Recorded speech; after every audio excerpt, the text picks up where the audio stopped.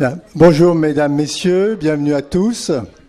Alors aujourd'hui est une journée un peu exceptionnelle, vous êtes venus très nombreux, c'est la première fois que nous refusons des demandes de participation. C'est sans doute dû d'une part à notre intervenant et d'autre part bien sûr au sujet. Ça reste le dernier endroit où on peut débattre du sujet des nanotechnologies.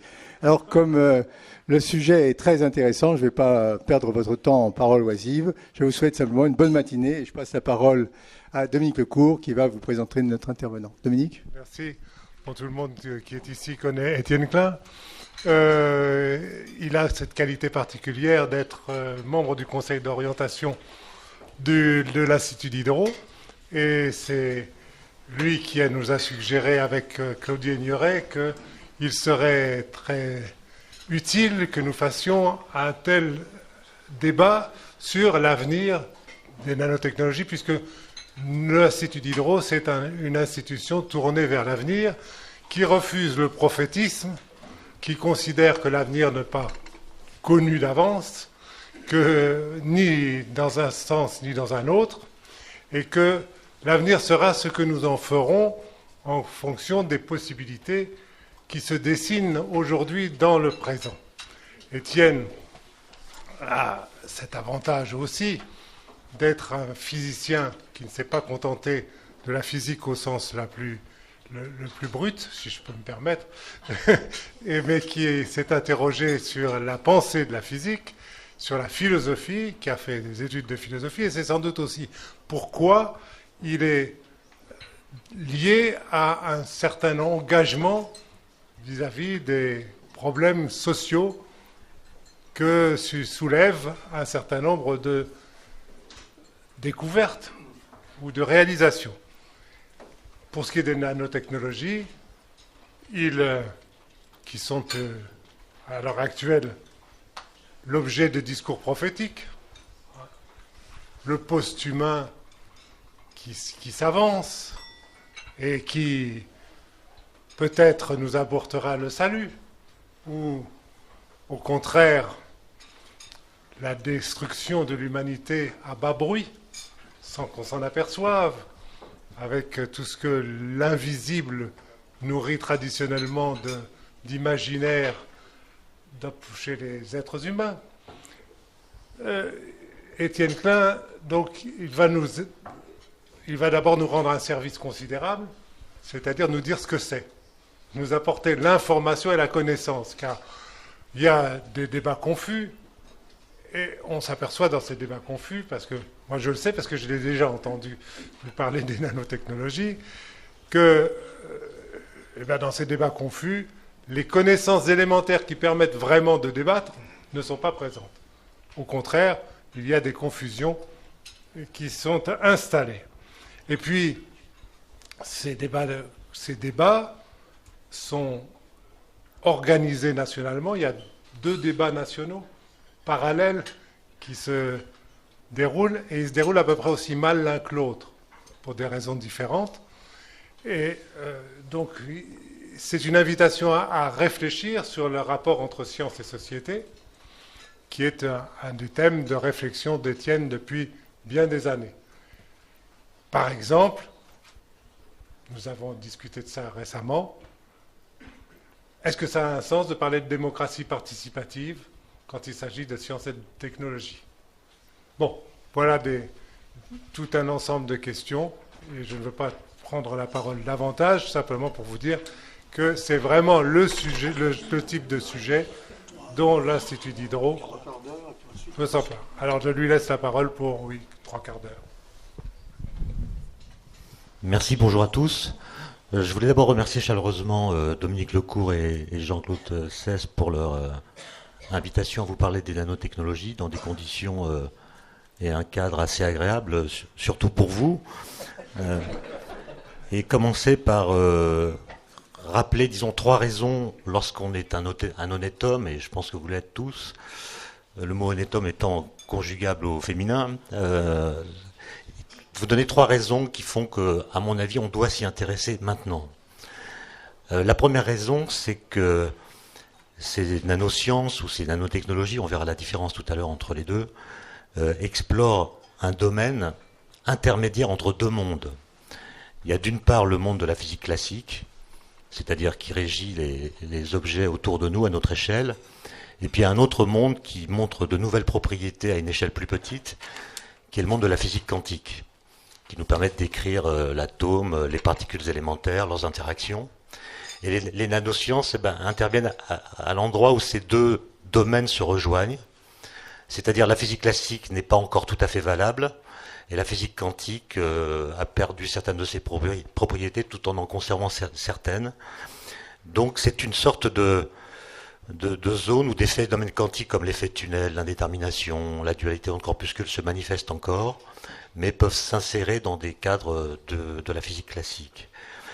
Et donc on pourrait dire, et c'est la première raison, que les nanosciences sont un lieu d'interfaçage théorique, conceptuel, entre ces deux mondes, et c'est ce qui les rend fascinantes d'un point de vue fondamental, c'est-à-dire d'un point de vue qui est indépendant de toutes les applications que l'on peut en espérer, d'un intérêt, disons, cognitif. Il y a des chercheurs fondamentaux qui se passionnent pour ce secteur sans avoir aucune idée des applications qu'ils pourraient en tirer. La deuxième raison, c'est que les nanosciences sont, au moins pour une grande partie d'entre elles, le lieu d'un design d'un nouveau genre. Le chercheur en nanosciences est aussi, et même surtout, un ingénieur. C'est-à-dire que son but, ça n'est pas de vérifier que telle ou telle théorie est exacte, ni même d'obtenir une meilleure représentation de la nature, mais de construire des objets artificiels possédant des propriétés désirées. Il ne s'agit pas de tester une théorie comme la relativité restreinte ou la mécanique quantique. Au contraire, l'essor des nanosciences a démarré à partir du moment où on a eu une entière confiance sur le socle théorique permettant de comprendre les phénomènes qui ont lieu à cette échelle, à savoir la physique quantique. C'est parce qu'on est sûr qu'on ne tombera pas sur un os conceptuel qu'on décide d'explorer toutes les potentialités technologiques que nous donne la manipulation de la matière à cette échelle qui est, comme je vais le montrer tout à l'heure, à peu près 10 fois la taille d'un atome. Et donc c'est parce que les bases scientifiques sont sûres et bien établies qu'on s'est engagé dans cette voie.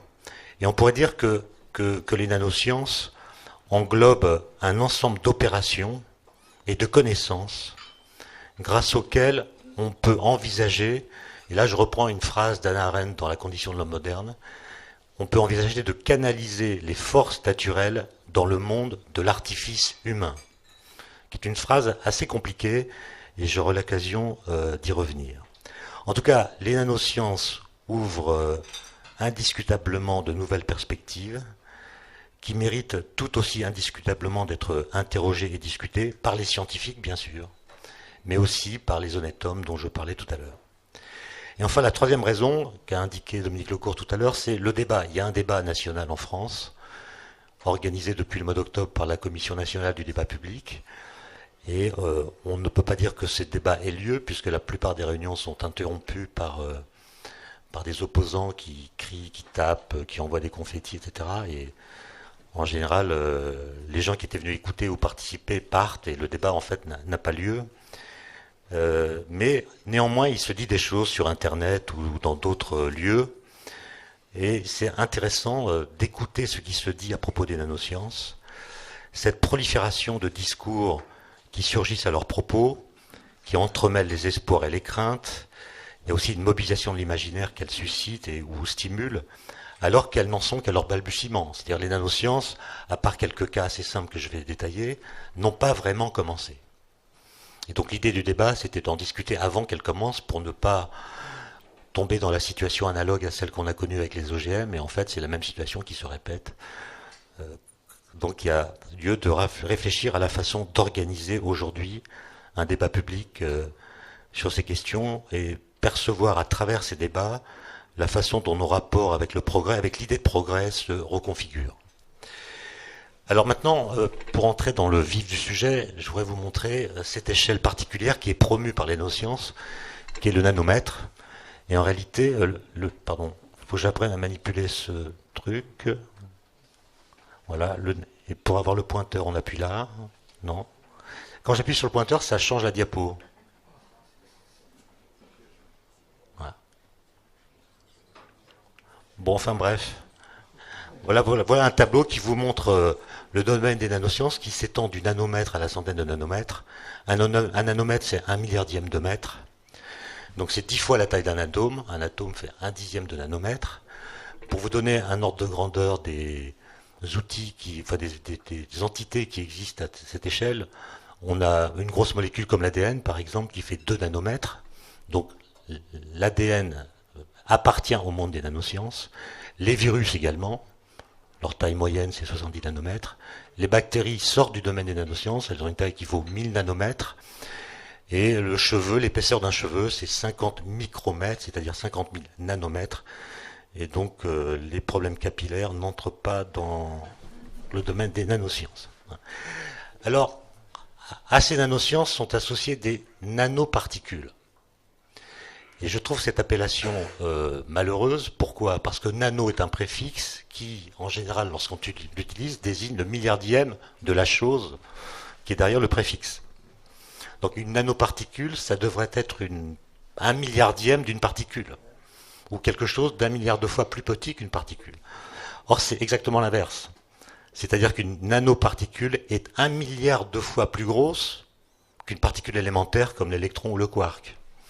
Donc on parle de technologie de l'infiniment petit. Or, les particules que manipulent les physiciens aujourd'hui sont 1 milliard de fois plus petites que les nanoparticules. Donc ces nanoparticules que les gens imaginent comme des particules élémentaires, en fait, sont constituées d'un grand nombre d'atomes et de molécules.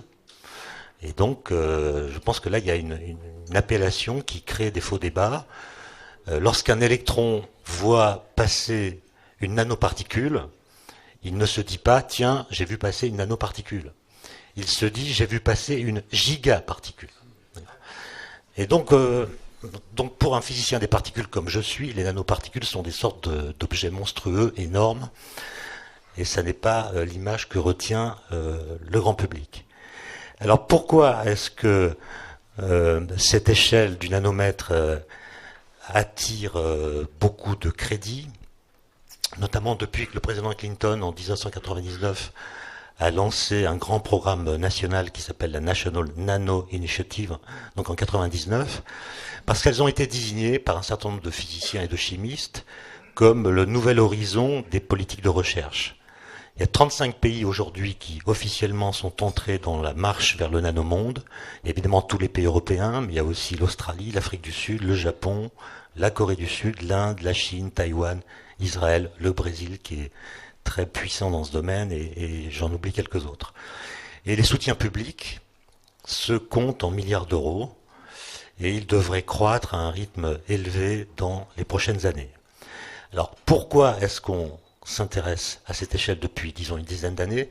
C'est d'abord parce que certaines inventions techniques, comme le microscope à effet tunnel, nous permettent de déplacer des atomes.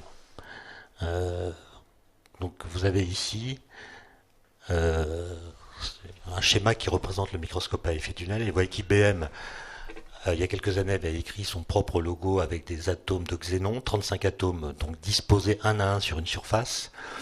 Le CEA a fait la même chose avec des nanophiles de silicium et aujourd'hui toutes les entreprises s'évertuent à écrire leur logo à cette échelle pour montrer qu'elles sont dans la course. Alors pourquoi est-ce que on s'intéresse à cette échelle particulièrement? C'est parce que les particules, les matériaux, à cette échelle du nanomètre, révèlent des propriétés qu'elles n'ont pas à l'échelle macroscopique. Par exemple, les propriétés magnétiques, optiques, mécaniques changent à cette échelle. Je peux vous montrer ici comment, par exemple, la couleur d'un matériau d'argent ou d'or change avec sa taille. Je ne sais pas si vous avez à lire, mais on vous montre ici des nanoparticules d'argent ou d'or à des échelles différentes, et la couleur en est modifiée. Alors ça vient du fait que quand vous diminuez la taille d'un objet, vous augmentez le rapport entre la surface extérieure de l'objet et son volume. Imaginez par exemple une boîte dans laquelle vous avez des morceaux de sucre. La boîte a un certain volume, et quand vous ne comptez pas les morceaux en un, mais la boîte tout entière, vous avez une certaine surface extérieure, et vous la divisez par son volume, et ça vous donne un certain nombre. Si maintenant vous prenez les morceaux de sucre un à un, vous avez une surface extérieure totale qui est beaucoup plus grande pour un volume total qui est resté le même. Donc le rapport entre la surface et le volume augmente quand la taille d'un objet diminue. Et donc ça veut dire qu'à cette échelle, les objets ont beaucoup plus de surface par rapport à leur volume, ce qui leur permet d'interagir beaucoup plus avec leur environnement.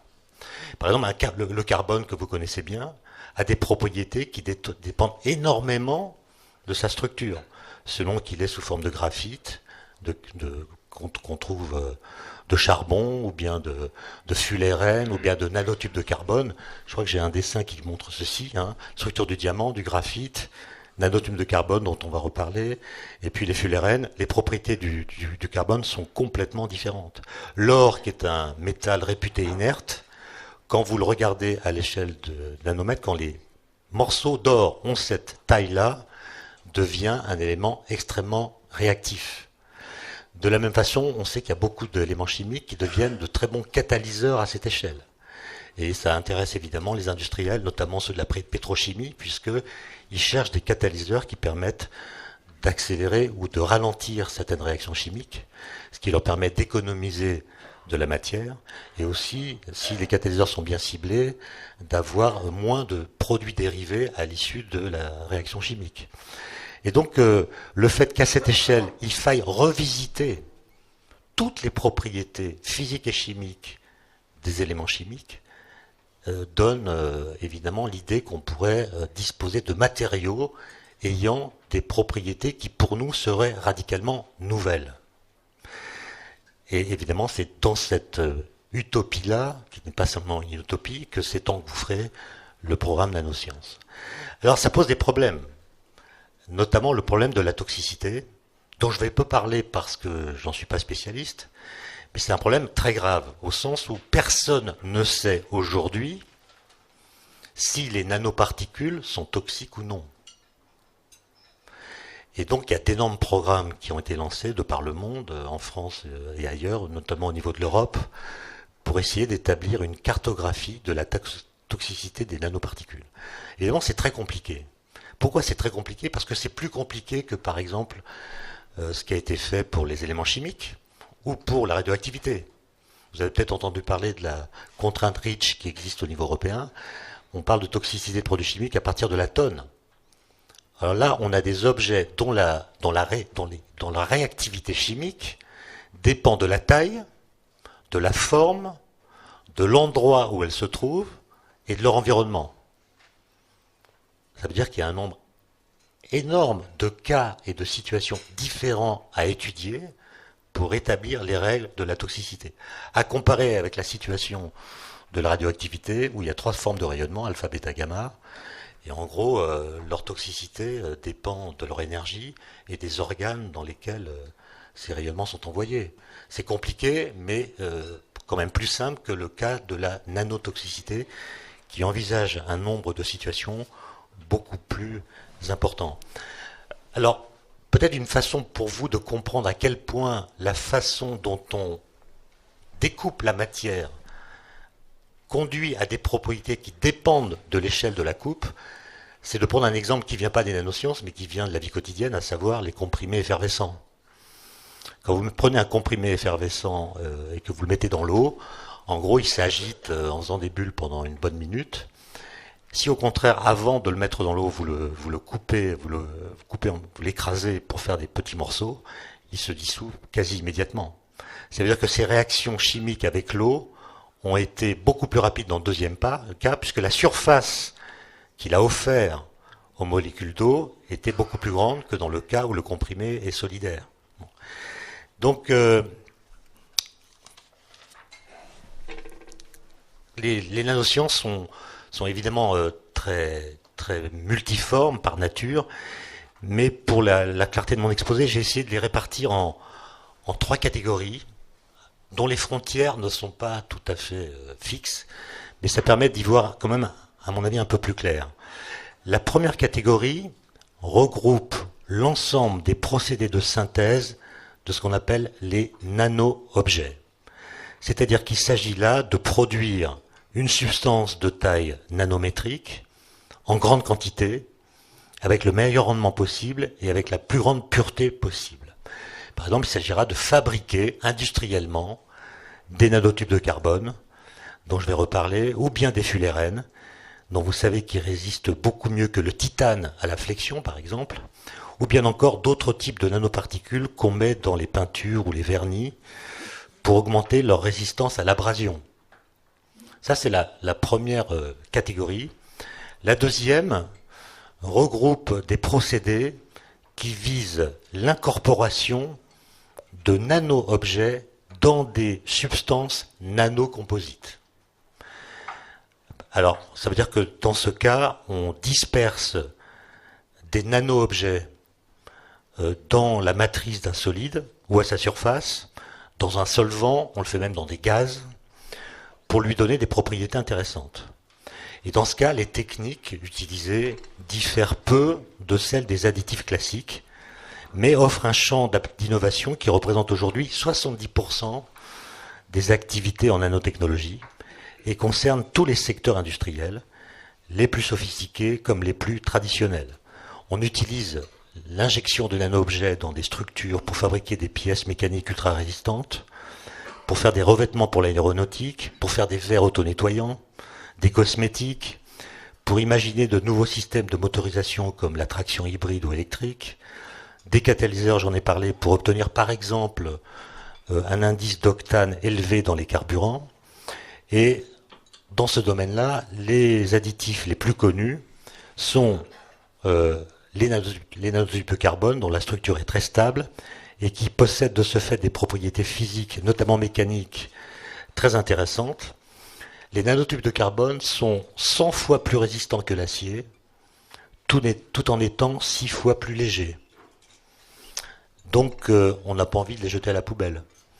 Et d'ailleurs, les industriels, notamment les fabricants d'équipements sportifs, les utilisent dans des matériaux composites pour alléger, sans fragiliser, certains instruments comme les raquettes de tennis, de badminton, les clubs de golf, les crosses de hockey, les cadres de vélo, et surtout, pour ce qui me concerne, les crampons d'alpinistes et les piolets. Ceux qui pratiquent l'alpinisme savent que la vie des alpinistes a changé depuis qu'on injecte des nanocomposants dans les piolets. On peut passer à peu près n'importe où. D'autres nanoparticules comme les dioxydes de titane, de cérium ou de zinc sont également célèbres, mais cette fois pour leur usage dans les cosmétiques. Pourquoi ? Parce que ces dioxydes sont capables de filtrer les rayons ultraviolets sans pratiquement diffuser la lumière visible. Et donc on en trouve dans certaines crèmes solaires, peut-être dans toutes, je ne sais pas, mais en tout cas dans beaucoup de crèmes solaires. Celles qui sont transparentes contiennent des dioxydes de titane. Celles qui sont blanches, je ne sais pas s'il en existe encore, n'en contiennent pas. Et de plus, en séchant, certaines de ces particules s'agglomèrent pour former une structure en réseau qui augmente la tenue de la crème sur la peau lors de l'exposition à l'eau. C'est pour ça qu'il est écrit sur les tubes qu'on n'est pas obligé d'en remettre après un bain. L'industrie textile est grande consommatrice de nanoparticules.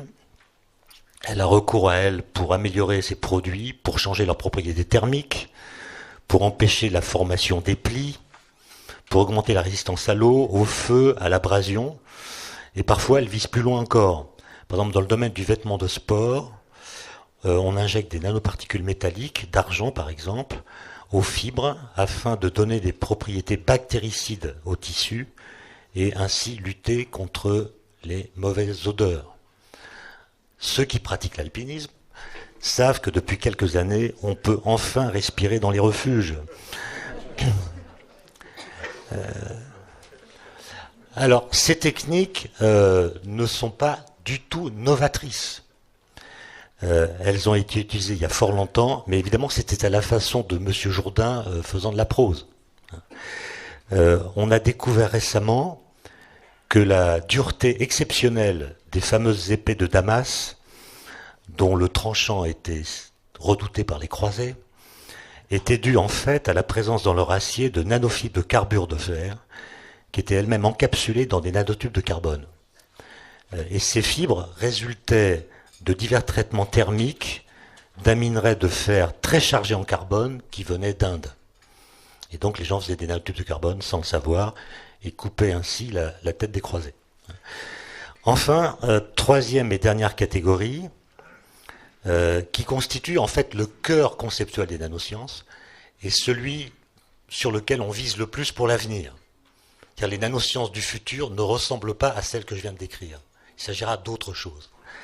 Et cette troisième catégorie consiste à modeler la matière selon des architectures précises afin de créer des systèmes miniaturisés à l'échelle nanométrique dans lesquels seront exploitées les propriétés inédites des nano-objets. Et donc il s'agit d'assembler la matière atome par atome ou molécule par molécule, de sorte d'élaborer des systèmes ou des matériaux dont la fonctionnalité répond à un besoin particulier en vue d'applications bien identifiées à l'avance. Par exemple, on peut songer à faire des transistors possédant le nombre minimal d'atomes pour réaliser la fonction transistor. Combien vous faut-il d'atomes au minimum pour avoir un transistor? La réponse, c'est très peu. Et donc, c'est l'idée de faire des composants électroniques qui soient très peu encombrants, qui contiennent peu de matière. Et avec cet argument, on comprend pourquoi l'idée des nanosciences, avant l'initiative de Clinton, venait de chercheurs très écologistes, qui voulaient économiser la matière qu'on engage dans les procédés industriels, par exemple. On peut également songer à des matériaux permettant de mieux isoler les constructions, ou de mieux convertir la lumière solaire en énergie, ou bien encore à des dispositifs permettant le stockage de l'hydrogène. Et alors les gens qui travaillent là-dedans ne partent pas de rien, ils peuvent utiliser des exemples qui existent déjà dans la nature.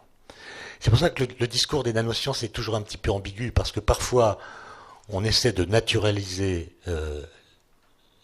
l'artificiel, et parfois on montre que la nature a déjà en elle-même des choses qui ressemblent aux produits artificiels que nous faisons.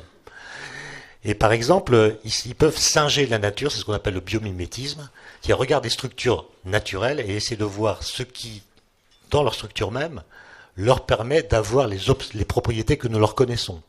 Je vais vous donner 3 exemples qui inspirent beaucoup les chercheurs. Le premier exemple, c'est la nacre. La nacre qui est constituée d'un échafaudage très ordonné de plaquettes de carbonate de calcium, dont l'épaisseur est nanométrique. Et cet ensemble confère à la nacre une résistance mécanique exceptionnelle.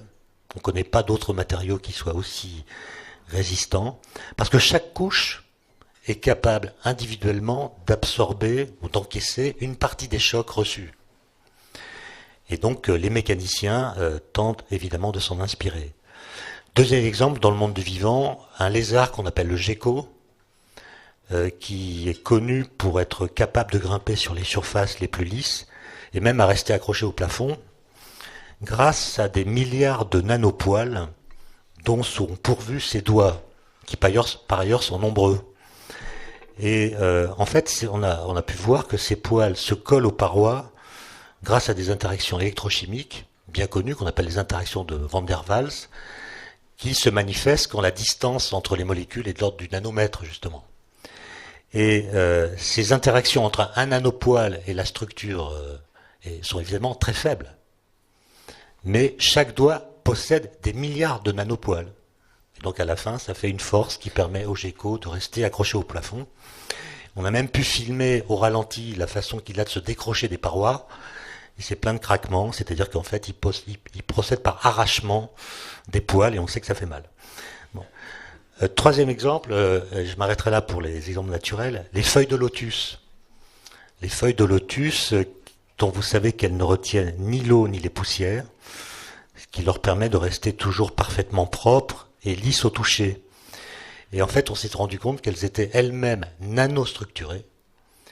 Elles sont hérissées de nanopointes semi-rigides qui empêchent l'eau de former des micro-gouttelettes collées aux feuilles.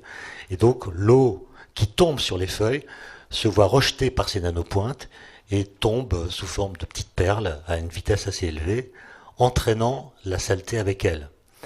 Et donc, on conçoit que cet exemple puisse inspirer les fabricants de pare-brise ou ceux qui essaient de faire des vitres auto-nettoyantes. Alors, maintenant, je vous donne rapidement 3 exemples. Je ne suis même plus mes transparents. je les ai oubliés. 3 exemples de transparents. Évidemment, j'aurais pu en montrer 10 000 parce que l'imagination des chercheurs est telle qu'il est impensable de faire une liste à l'après-vert de toutes les applications auxquelles on pense. Certaines de ces applications sont trop futuristes et ne verront peut-être jamais le jour, d'autres sont pour après-demain. Donc j'ai pris au hasard 3 exemples dans 3 domaines industriels différents où les recherches sont largement engagées. Premier domaine, l'énergie. On sait que les véhicules électriques, s'ils sont fiables et peu gourmands en électricité, offriront un fort potentiel d'économie d'énergie. Or, on estime aujourd'hui que pour être viables commercialement, ils doivent pouvoir parcourir 300 km d'autonomie, donc, avec seulement 100 kg de batterie. Alors, il y a des progrès qui ont été réalisés dans les véhicules à traction hybride de première génération. Néanmoins, pour parcourir 300 km, il faut à ces véhicules beaucoup plus que 100 kg de batterie, et ça prend d'ailleurs un volume beaucoup trop important.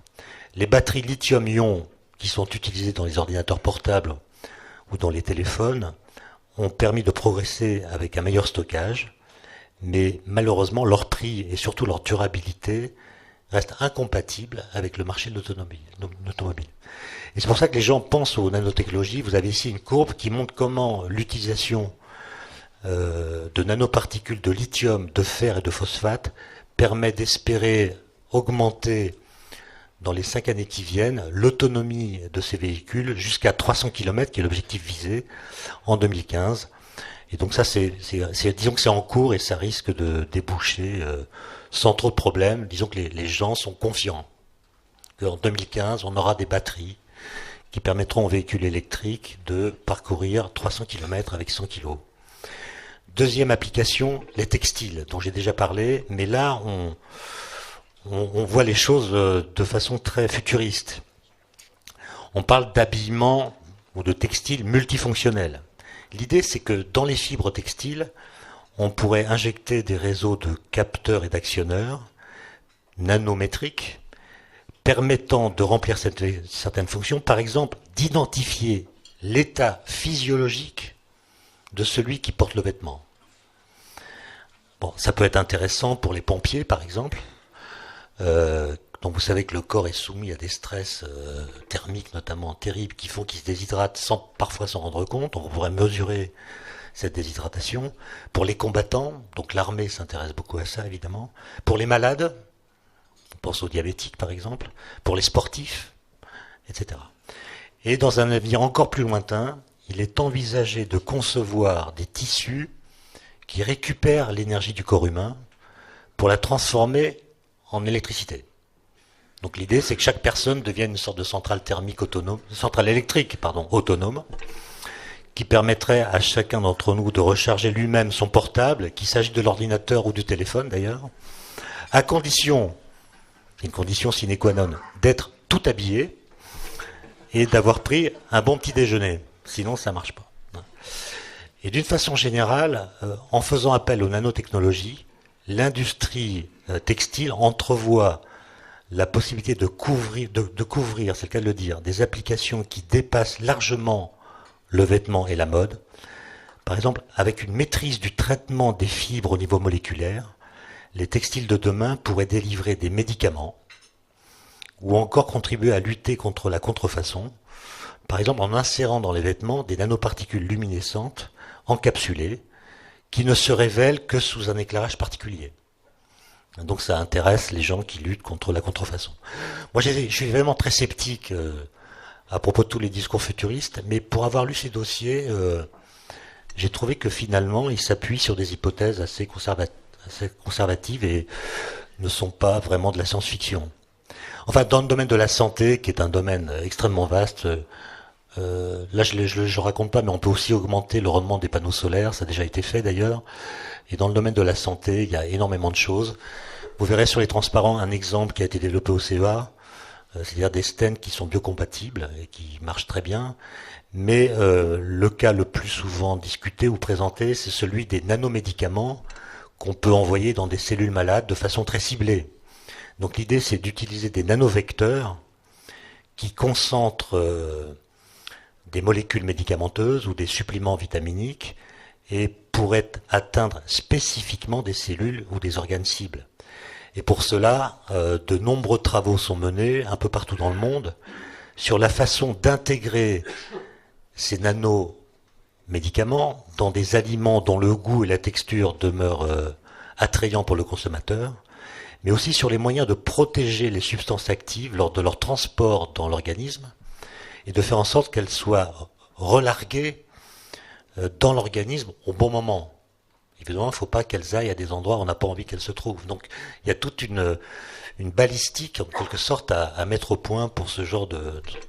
Bon, là, j'ai donné 3 exemples, mais vous imaginez que j'aurais pu en donner beaucoup plus. Ce qui va m'intéresser dans la suite de mon exposé, qui va être brève maintenant, c'est cette prolifération de discours contradictoires autour des nanosciences.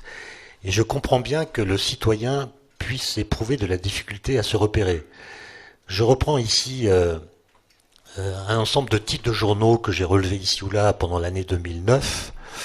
Et vous voyez que parfois on accole les nanosciences à d'effrayantes prophéties, parfois à de séduisantes promesses.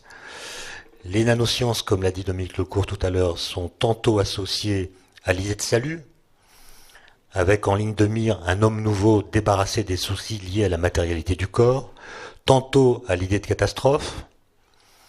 Et c'est très intéressant de lire les argumentaires des uns et des autres. Dans le premier cas, quand on présente l'idée de salut, on clame qu'elles donneront à l'idée de progrès l'occasion d'une rédemption automatique et radicale, et on avance des arguments qui tendent à profiter et du beurre de l'enthousiasme le plus débridé, et de l'argent du beurre de la caution scientifique. Comme si la science et la technologie n'étaient plus des activités à l'issue toujours incertaine, mais des processus guidés par un but chargé de tous les espoirs et toujours présentés comme certains. Dans le second cas, le camp catastrophiste, on avance des arguments qui tendent à profiter et du beurre de la paranoïa la plus alerte, alerte c'est le mot d'ailleurs, et de l'argent du beurre de la même caution scientifique, comme s'il n'y avait plus de place pour le jeu politique ou l'agir démocratique. Il arrive que la dite caution scientifique, d'ailleurs, dans un cas comme dans l'autre, soit toute relative et présentée de façon rocambolesque. Alors, en la matière, je crois pouvoir dire que le record mondial du syllogisme mal maîtrisé appartient à Paul Virilio, qui, le 5 mars 2009, dans l'émission Ce soir ou jamais, a dit devant des millions de téléspectateurs ceci: ce que les scientifiques ne vous disent pas, c'est qu'en inventant le nanomètre, ils ont inventé le nanomètre. J'étais pas au courant, mais ils ont inventé le nanomètre. Je pense qu'ils considèrent que c'est un appareil de mesure, en fait. Nanomètre. Bon. C'est un truc qui mesure des nanos. En inventant le nanomètre, ils ont aussi inventé la nanoseconde. Bon. Un nanomètre en une nanoseconde, ça fait 1 mètre par seconde, c'est pas une vitesse très importante. Hein. Or, et c'est là que le syllogisme se construit, or la nanoseconde n'est pas une durée humaine. Donc les nanosciences ne sont pas des technologies humaines. Voilà. Non mais pour ça c'est assez rigolo, mais ce qui est rigolo c'est que personne sur le plateau n'a protesté. Je veux dire. Ça veut dire qu'à propos des nanosciences, c'est plutôt ça qui m'intéresse, on peut dire absolument ce qu'on veut. Bon. Et donc ces deux camps, celui du salut et celui de la catastrophe, en apparence opposés, s'accordent toutefois pour penser que les nanotechnologies seront capables de transgresser les limites corporelles et de collaborer à l'estompement de la distinction entre nature et artifice. Et finalement, que l'on soit technoprophète, en l'occurrence transhumaniste, ou que l'on soit technosceptique, en l'occurrence luddite, la prémisse est la même, les nanos nous conduiront à un monde qui n'aura plus rien à voir avec le monde dans lequel nous vivons aujourd'hui. Les esprits les plus neutres, dont je crois faire partie, disent simplement qu'on va avoir affaire à une nouvelle révolution industrielle ou à une mutation radicale dans l'histoire des technologies. Il faut toutefois, à mon avis, préciser le sens des mots. Cette révolution aura des caractéristiques différentes de celles qui l'ont précédée, comme l'invention de la machine à vapeur, l'électricité ou l'électronique ou l'ordinateur. En effet, elle s'exprimera de manière diffuse et peu apparente. Compte tenu de leur échelle, les nanotechnologies ne vont pas déboucher sur un ou quelques dispositifs spécifiques, comme avait pu être le moteur à explosion ou l'ampoule électrique, mais vont être largement intégrées en faible quantité dans des produits déjà existants pour les améliorer. En ce sens, on pourrait considérer qu'elles correspondent plutôt à une simple évolution technologique. Mais en fait, les potentialités qu'elles offrent sont si vastes qu'elles déboucheront probablement, à l'image de l'informatique, sur des pratiques et des usages nouveaux qui sont aujourd'hui difficiles à prévoir. Et certains magazines, notamment américains, n'hésitent plus à parler d'une percée qu'ils ont baptisée le Small Bang, qui serait une réplique technologique au Big Bang. Tout notre univers est issu, au cours duquel les constantes fondamentales de la vie, les constantes mesurant la force des interactions avaient convergé, et ce Small Bang adviendrait comme le résultat d'une convergence technologique généralisée, d'une symbiose détonnante entre les progrès de l'informatique, des nanotechnologies, de la biologie et des sciences cognitives. C'est un acronyme assez bien trouvé, puisque Bang, c'est précisément l'acronyme de bit pour l'informatique, atome, neurone, gène. Et l'idée, c'est que ce Small Bang va ouvrir les portes à une post-humanité dont nos ridicules limites humaines peinent à concevoir l'étendue des facultés, notre seule gloire étant de concourir à l'avènement de cette nouvelle espèce qui portera sur nous un regard de pitié condescendante et incrédule. Je cite. Bon. Alors évidemment, il y a de nouvelles questions qui sont posées. Et ces discours futuristes, catastrophistes ou non, inquiètent une partie de ceux qui les entendent. Est-ce que les nanotechnologies ne vont pas modifier profondément nos corps, notre environnement, notre rapport à la nature, nos relations à autrui? Est-ce qu'elles ne vont pas effacer la frontière entre l'inerte et le vivant?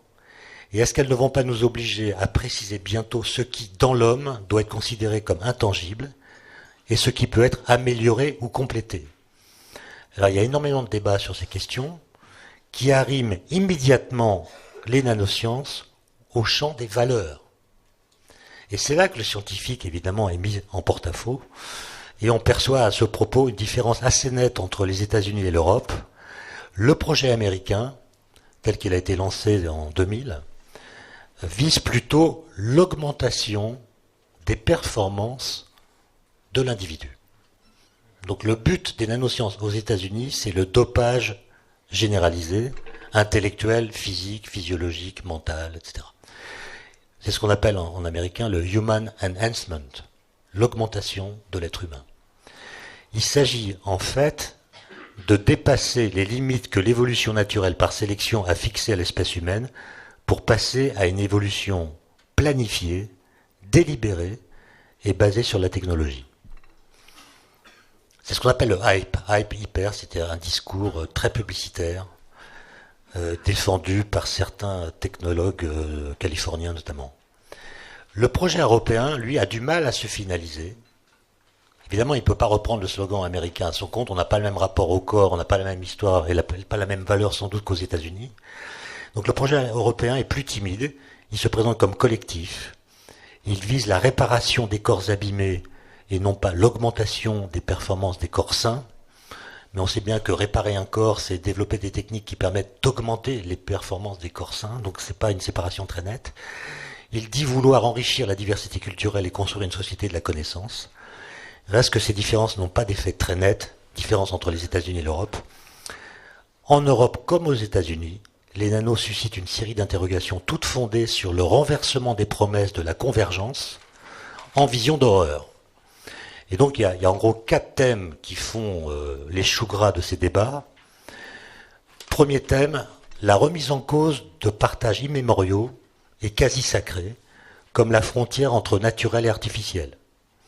Il y a certaines associations qui dénoncent une artificialisation de toutes nos conditions de vie, voire de la vie elle-même, par les nanos. Ou bien remise en cause de la frontière entre le vivant et le non-vivant.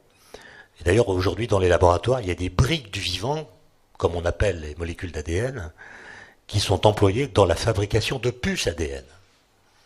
Donc on utilise les molécules du vivant pour faire des puces, et ça choque beaucoup de gens. Deuxième point, la crainte qu'une société où l'électronique devient portative et invisible ne débouche sur une société de contrôle centralisé de l'information, une société de contrôle centralisé de l'information sur la vie privée des citoyens. D'ailleurs, à la fin de l'année 2009, la CNIL elle-même a remis un rapport dans lequel elle parle de risque de clonage mental, qui est quand même une expression assez chargée. Peut-être trop chargée d'ailleurs. Troisième thème, la crainte de l'invasion, voire de la colonisation du corps humain par la machine, à travers les interfaces cerveau-machine et cerveau-ordinateur, promis par les neurosciences et la nanomédecine. Dans un but curatif dans un premier temps, mais qui sait, on arrivera peut-être bientôt au cyborg, ou encore à un contrôle de la pensée. Et enfin, et c'est la critique la plus politique, et qui est parfaitement légitime à mon avis, la crainte d'un monde à 2 vitesses, voire d'un monde à 2 degrés d'humanité. Les riches bénéficiant des avancées technologiques pour augmenter leur performance physique et intellectuelle, alors que les pauvres continueront de vivre comme des homo sapiens non modifiés, et donc, entre guillemets, inférieurs. Et donc, les critiques les plus extrêmes voient dans les nanos une volonté plus ou moins cachée d'asservissement global des vies et des âmes, et sans toujours être ludite, beaucoup parlent de nanopouvoir, comme Michel Foucault a pu parler de biopouvoir dans Surveiller et punir. Et le fait qu'en toutes ces matières, notre savoir prévisionnel reste en deçà de notre savoir technique, donne à ces questions une envergure toute philosophique, et même sociétale, comme on dit aujourd'hui. Et cette envergure sociétale produit toutes sortes d'effets, d'abord parce qu'elle contribue notamment à faire que l'expert scientifique se trouve disqualifié au motif que les questions qui se posent ne sont pas des questions exclusivement scientifiques ou techniques, mais des questions auxquelles on ne peut vraiment répondre qu'en se référant à un projet de société, voire un projet de civilisation, ou encore à ce que Dominique Lecourt appelle une vision globale de l'être humain dans la lettre qu'il a écrite pour l'Institut Diderot. Une vision globale de l'être humain et peut-être aussi de la société. Il faut un projet de société pour répondre à ces questions. Le scientifique n'a pas vocation à le définir tout seul. Et si vous me permettez une anecdote personnelle, j'ai été très étonné dans les débats auxquels j'ai pu assister de constater à quel point la posture du chercheur pouvait se trouver quasiment renversée par rapport à ce qu'elle a pu être. Le chercheur, aux yeux du public, a longtemps incarné le rebelle, le créateur libre et insoumis, je pense à Einstein, et on voit des chercheurs à la tribune, la tête entre les épaules, un peu gênés, qui regardent leur godasse, parce qu'aux yeux du public, ils incarnent désormais le système tout entier, celui de la technoscience couplée au marché, du moins le public pense-t-il qu'il l'alimente, qu'il le fait vivre. On dit même, on lit parfois que le scientifique aujourd'hui participe à un complot généralisé visant à fliquer la société, à enrichir les capitalistes et à empoisonner les gens. Et il me semble que les experts ont perdu beaucoup de leur autorité dans ces débats. S'il dit ce qu'il dit, ce n'est pas parce que c'est vrai, mais parce qu'il a intérêt à le dire. D'ailleurs, il est payé par des boîtes privées, etc. Et on voit là les limites de la démocratie participative lorsque l'intervenant, s'il est scientifique ou expert, d'une partie du sujet en discussion, est jugé illégitime du fait même de son statut de sachant. Et il est donc urgent de se demander ce que devient l'autorité sous l'emprise du technomarché, pour reprendre une expression de Jean-Paul Carcinti, dont je ne savais pas qu'il serait là. Le projet scientifique n'apparaissant plus enchâssé dans un projet de civilisation, toute innovation est interrogée pour elle-même, et non plus en fonction d'un horizon plus général qu'elle permettrait d'atteindre. Le progrès ayant perdu de son aura, pour toutes sortes de raisons, il faudrait lui redonner un sens aux 2 sens du terme, si j'ose dire. C'est-à-dire d'abord une définition, et d'autre part l'associer à une direction générale qui soit explicitée, et qui soit, si possible, désirable. Et comme vous le savez, conscient de ces problèmes, le Grenelle de l'environnement a réclamé un débat public que le gouvernement en a pris acte. Il a demandé à la Commission nationale du débat public d'organiser un débat large et transparent sur les risques et les conditions de développement des nanotechnologies, sur la gouvernance. Ce débat qui se déroule depuis quelques mois dans de mauvaises conditions, on l'a dit. D'ailleurs, on peut dire qu'il n'a pas vraiment lieu, puisque toutes les réunions sont interrompues par des opposants qui crient et qui font que le débat, on ne peut pas non plus les évacuer par la force, parce que ça donnerait des photos dans les médias qui seraient sans doute préjudiciables. Donc on les laisse et les citoyens qui sont venus sont obligés de repartir sans avoir pu discuter. Et alors, les opposants partent de prémices qui sont les suivantes. Pour eux, le débat ne sera pas un vrai débat, mais un simple exercice de pédagogie qui ne changera rien ou pas grand-chose aux décisions d'investissement qui sont d'ailleurs déjà prises. L'argument, c'est les nanos sont déjà là, donc pourquoi en débattre ? Et donc, on pourrait dire que ces interruptions de débat sont au mieux stériles, au pire, elles sont la meilleure manière d'assurer la vérité des prémices défendues par les opposants qui disent qu'il ne doit pas y avoir de débat puisqu'il n'y a pas de débat. Non. Et donc la question c'est pourquoi est-il si difficile de débattre calmement et de façon factuelle des nanos alors que le besoin s'en fait sentir dans la société et jusqu'au plus haut niveau de l'État. Et la réponse, à mon avis, tient, mais j'ai pas le temps de développer, au fait que le statut de la société est devenu foncièrement ambivalent. Le statut de la science dans la société, excusez-moi, le statut de la science dans la société est devenu foncièrement ambivalent. C'est-à-dire que d'un côté, en tant qu'idéalité, la science continue de constituer le socle de notre société qui a remplacé l'ancien socle religieux. C'est-à-dire tous les jours, nous sommes soumis à des évaluations qui sont prononcées non pas par des idéologues illuminés ou par des prêtres intégristes, mais par des experts. Et la meilleure façon de résumer cet état, cette situation, c'est ce qu'on trouve écrit sur les paquets de cigarettes. Sur les paquets de cigarettes, il est écrit « fumer tue ». Il n'est pas écrit « fumer est un péché » ou « fumer déplaît à Dieu » ou « fumer compromet le salut de votre âme ». C'est-à-dire que le discours théologique, le discours sur le salut de l'âme, qui était l'objet même de la théologie, a été remplacé par un discours scientifique qui porte sur la santé du corps. Ça, c'est le premier volet. Et l'ambiguïté de la situation vient du fait qu'il y a un autre volet qui est le volet pratique. Et que dans sa réalité pratique, la science est attaquée comme jamais marginalisée. D'abord, elle est objet de désaffection, comme vous savez. Il y a de moins en moins d'étudiants dans les sciences. Et du coup, quand on parle des nanosciences, il y a de moins en moins de gens qui comprennent. Deuxièmement, la science est l'objet d'une méconnaissance effective. Nous disons que nous sommes dans une société de la connaissance. Je pense qu'il n'y a rien de plus faux. Nous sommes dans une société qui est à l'aise dans l'usage des technologies. Et le miracle du design a fait qu'on peut utiliser des objets très compliqués sans rien connaître des principes qui les ont rendus possibles. Et il n'y a même plus besoin de notices pour faire marcher un ordinateur. Bon, l'inconvénient, c'est que du coup, on ne peut plus le réparer soi-même. Et évidemment, il y a aussi des attaques plus philosophiques, le relativisme par exemple, ou même des critiques politiques. C'est-à-dire qu'on va dire que la science, avec son halo de technosciences, est devenue l'instance responsable de toutes les dérives de la société moderne, qu'elles soient économiques, écologiques, sociales, idéologiques. Bon, je vois que le temps passe, donc je vais aller assez vite, mais je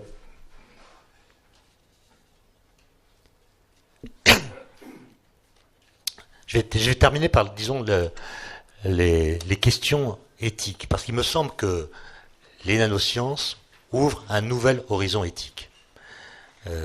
Pourquoi ? Parce que l'éthique traditionnelle ne répond pas aux questions qui sont aujourd'hui posées. C'est-à-dire, vous pouvez lire Kant dans tous les sens, ça ne vous dira pas comment vous devez répondre aux questions que ces innovations posent aujourd'hui. D'ailleurs, c'est un sujet tellement sérieux que je vais vous le montrer. Il y a aujourd'hui des gens dont le métier est la nanoéthique, avec des colloques, des revues spécialisées. Ça se passe surtout dans les pays anglo-saxons, ça commence à arriver en France, mais il y a énormément de gens qui réfléchissent à ces questions à propos des nanosciences, avec des questions qui peuvent paraître très métaphysiques ou très compliquées. Est-ce que la nanoéthique est une discipline qui relève de l'éthique traditionnelle, qui devrait traiter des nanos, ou est-ce que partant des nanos, on est obligé d'inventer une nouvelle discipline qui s'appellerait la nanoéthique? Alors simplement, ces questions éthiques, je vais les résumer très rapidement. Comment bien vivre ensemble dans un monde profondément modifié par la technique et comme arraché à la nature? Deuxième question, voulons-nous demeurer dans la condition humaine? Ou avons-nous envie de transgresser ses limites actuelles, de lui échapper autant que faire se peut, c'est-à-dire par exemple engendrer à n'importe quel âge, résister à tous les virus, même au virus grippal, vivre éternellement jeune avec des capacités cérébrales augmentées grâce à l'implantation de toutes sortes d'artefacts dans le cerveau. Ces questions éthiques s'étendent à des questions de gouvernance mondiale en matière d'innovation technologique. Allons-nous tolérer un agrandissement du fossé technologique entre le Nord et le Sud? La course à l'innovation destinée à séduire les consommateurs du Nord ne se fait-elle pas au détriment de la recherche sur des problèmes sanitaires très graves qui touchent les populations du Sud? Paludisme, sida, famine, etc. De toute évidence, les nanotechnologies s'insèrent dans le processus millénaire de transformation technique du milieu naturel et à travers elles des conditions d'existence de l'homme. Avec elles, nous modifierons à coup sûr notre façon quotidienne de vivre, de communiquer, de consommer, de travailler, c'est-à-dire nos conditions de vie. Mais la question, c'est, est-ce qu'il ne s'agit que d'une affaire de degrés? C'est-à-dire, est-ce qu'à force de changer les conditions de vie humaine, on ne va pas finir, c'est une question que pose Hannah Arendt dans La condition de l'homme moderne, est-ce qu'on ne va pas finir par changer la condition humaine? Et si on la change, est-ce qu'on va la changer pour tout le monde? Il se pourrait qu'à force de modifier nos conditions de vie humaine, on aboutisse à une transformation radicale de la condition humaine, et une telle perspective qui est directement associée à l'idée de la modernité, à l'idée de modernité, avait été anticipée par de nombreux penseurs qui l'avaient souvent considérée très favorablement, car ils la voyaient comme une contestation par l'homme de sa propre finitude. Il s'agissait de dépasser la condition actuelle pour atteindre une condition meilleure.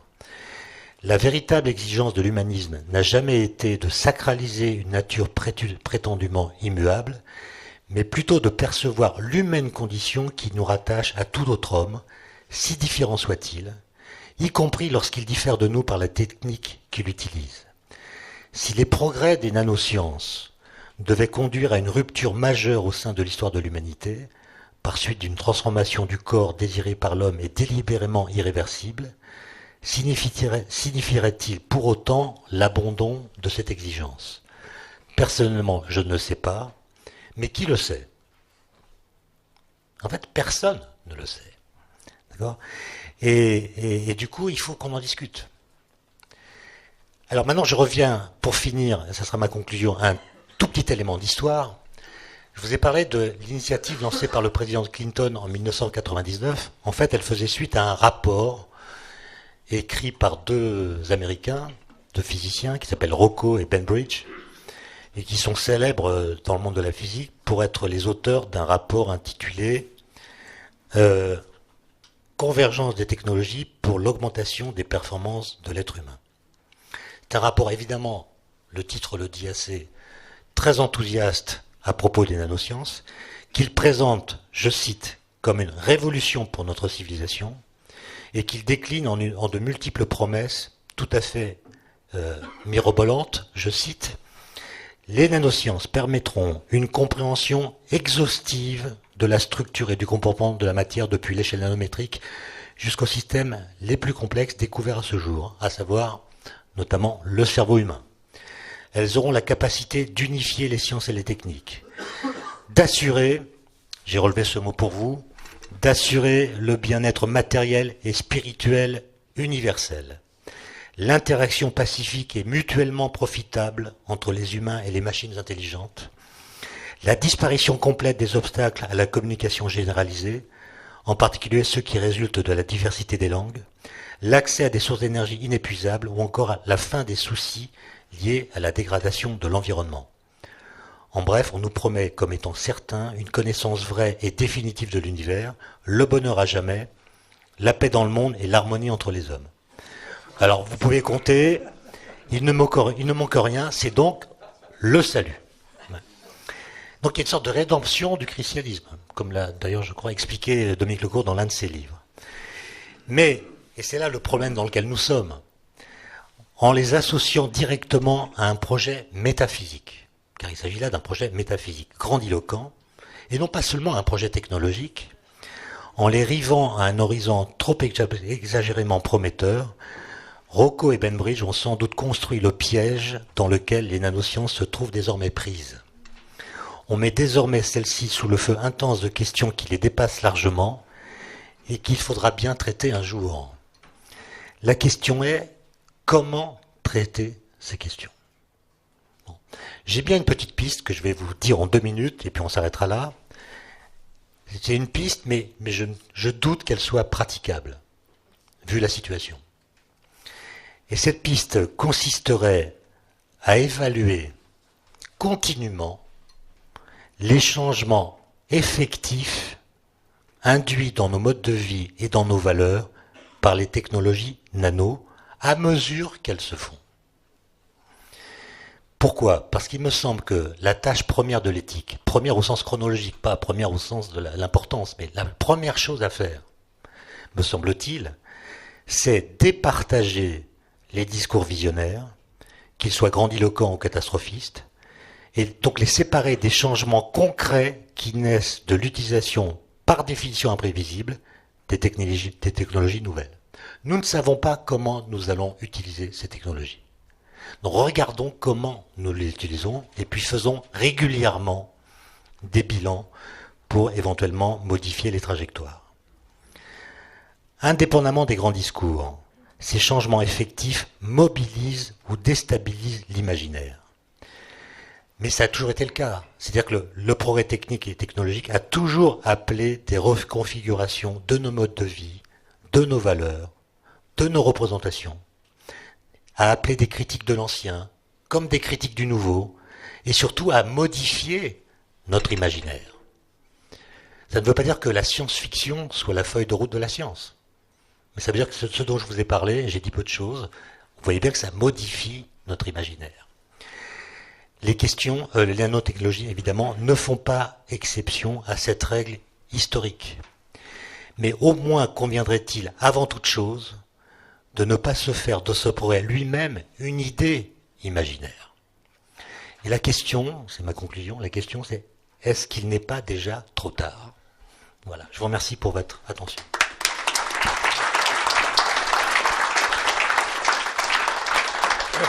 Merci Étienne pour cet exposé qui est éblouissant. Vous voulez voir les transparents ? Bon, je vais laisser la parole très rapidement à la salle nombreuse. Je vous demande de vous présenter quand vous posez les questions, de façon à ce que nous ayons dans l'enregistrement la possibilité de vous identifier.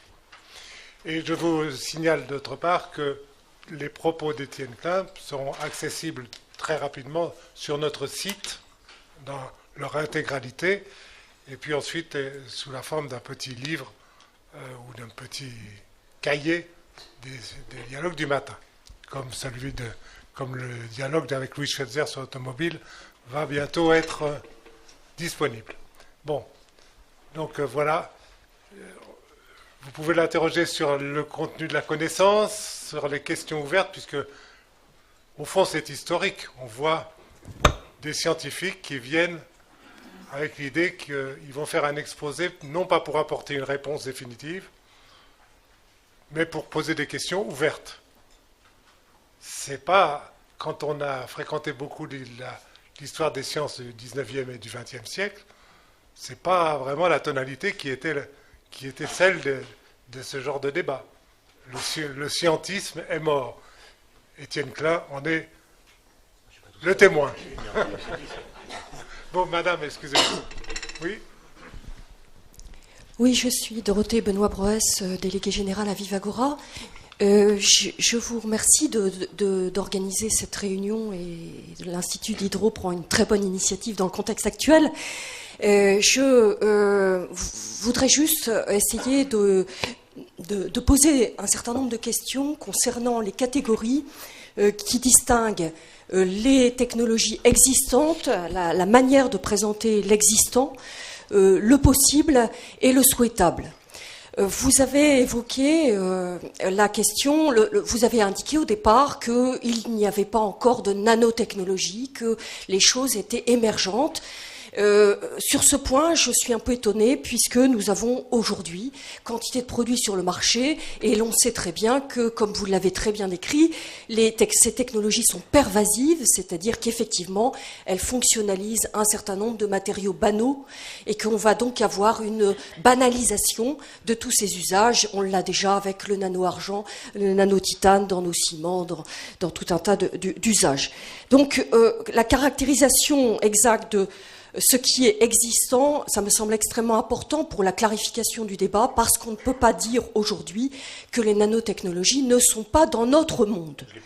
Du point de vue du possible, moi j'ai remarqué qu'il y avait une certaine ambivalence, j'ai bien compris qu'il y avait une ambivalence de la place, du statut de la science, mais l'ambivalence du discours que vous avez utilisé sur les possibles. Moi j'ai entendu que vous étiez très prudent quant à l'idée que les nanotechnologies étaient en mesure de transformer la nature humaine, pour prendre un raccourci, en tout cas toucher à des choses assez fondamentales, et en même temps votre conclusion vient nous dire que c'est ce qui va se passer. Donc je crois que là il faut clarifier, parce qu'en fait se place là la question de la croyance. Croire à ce qu'on sait, croire au possible. Et là, les choses sont liées aussi à l'adhésion des uns et des autres au possible souhaitable. Donc ça devient assez complexe. Et quant au souhaitable, je voulais poser cette question qui est celle que vous avez attrapée à la fin de votre exposé.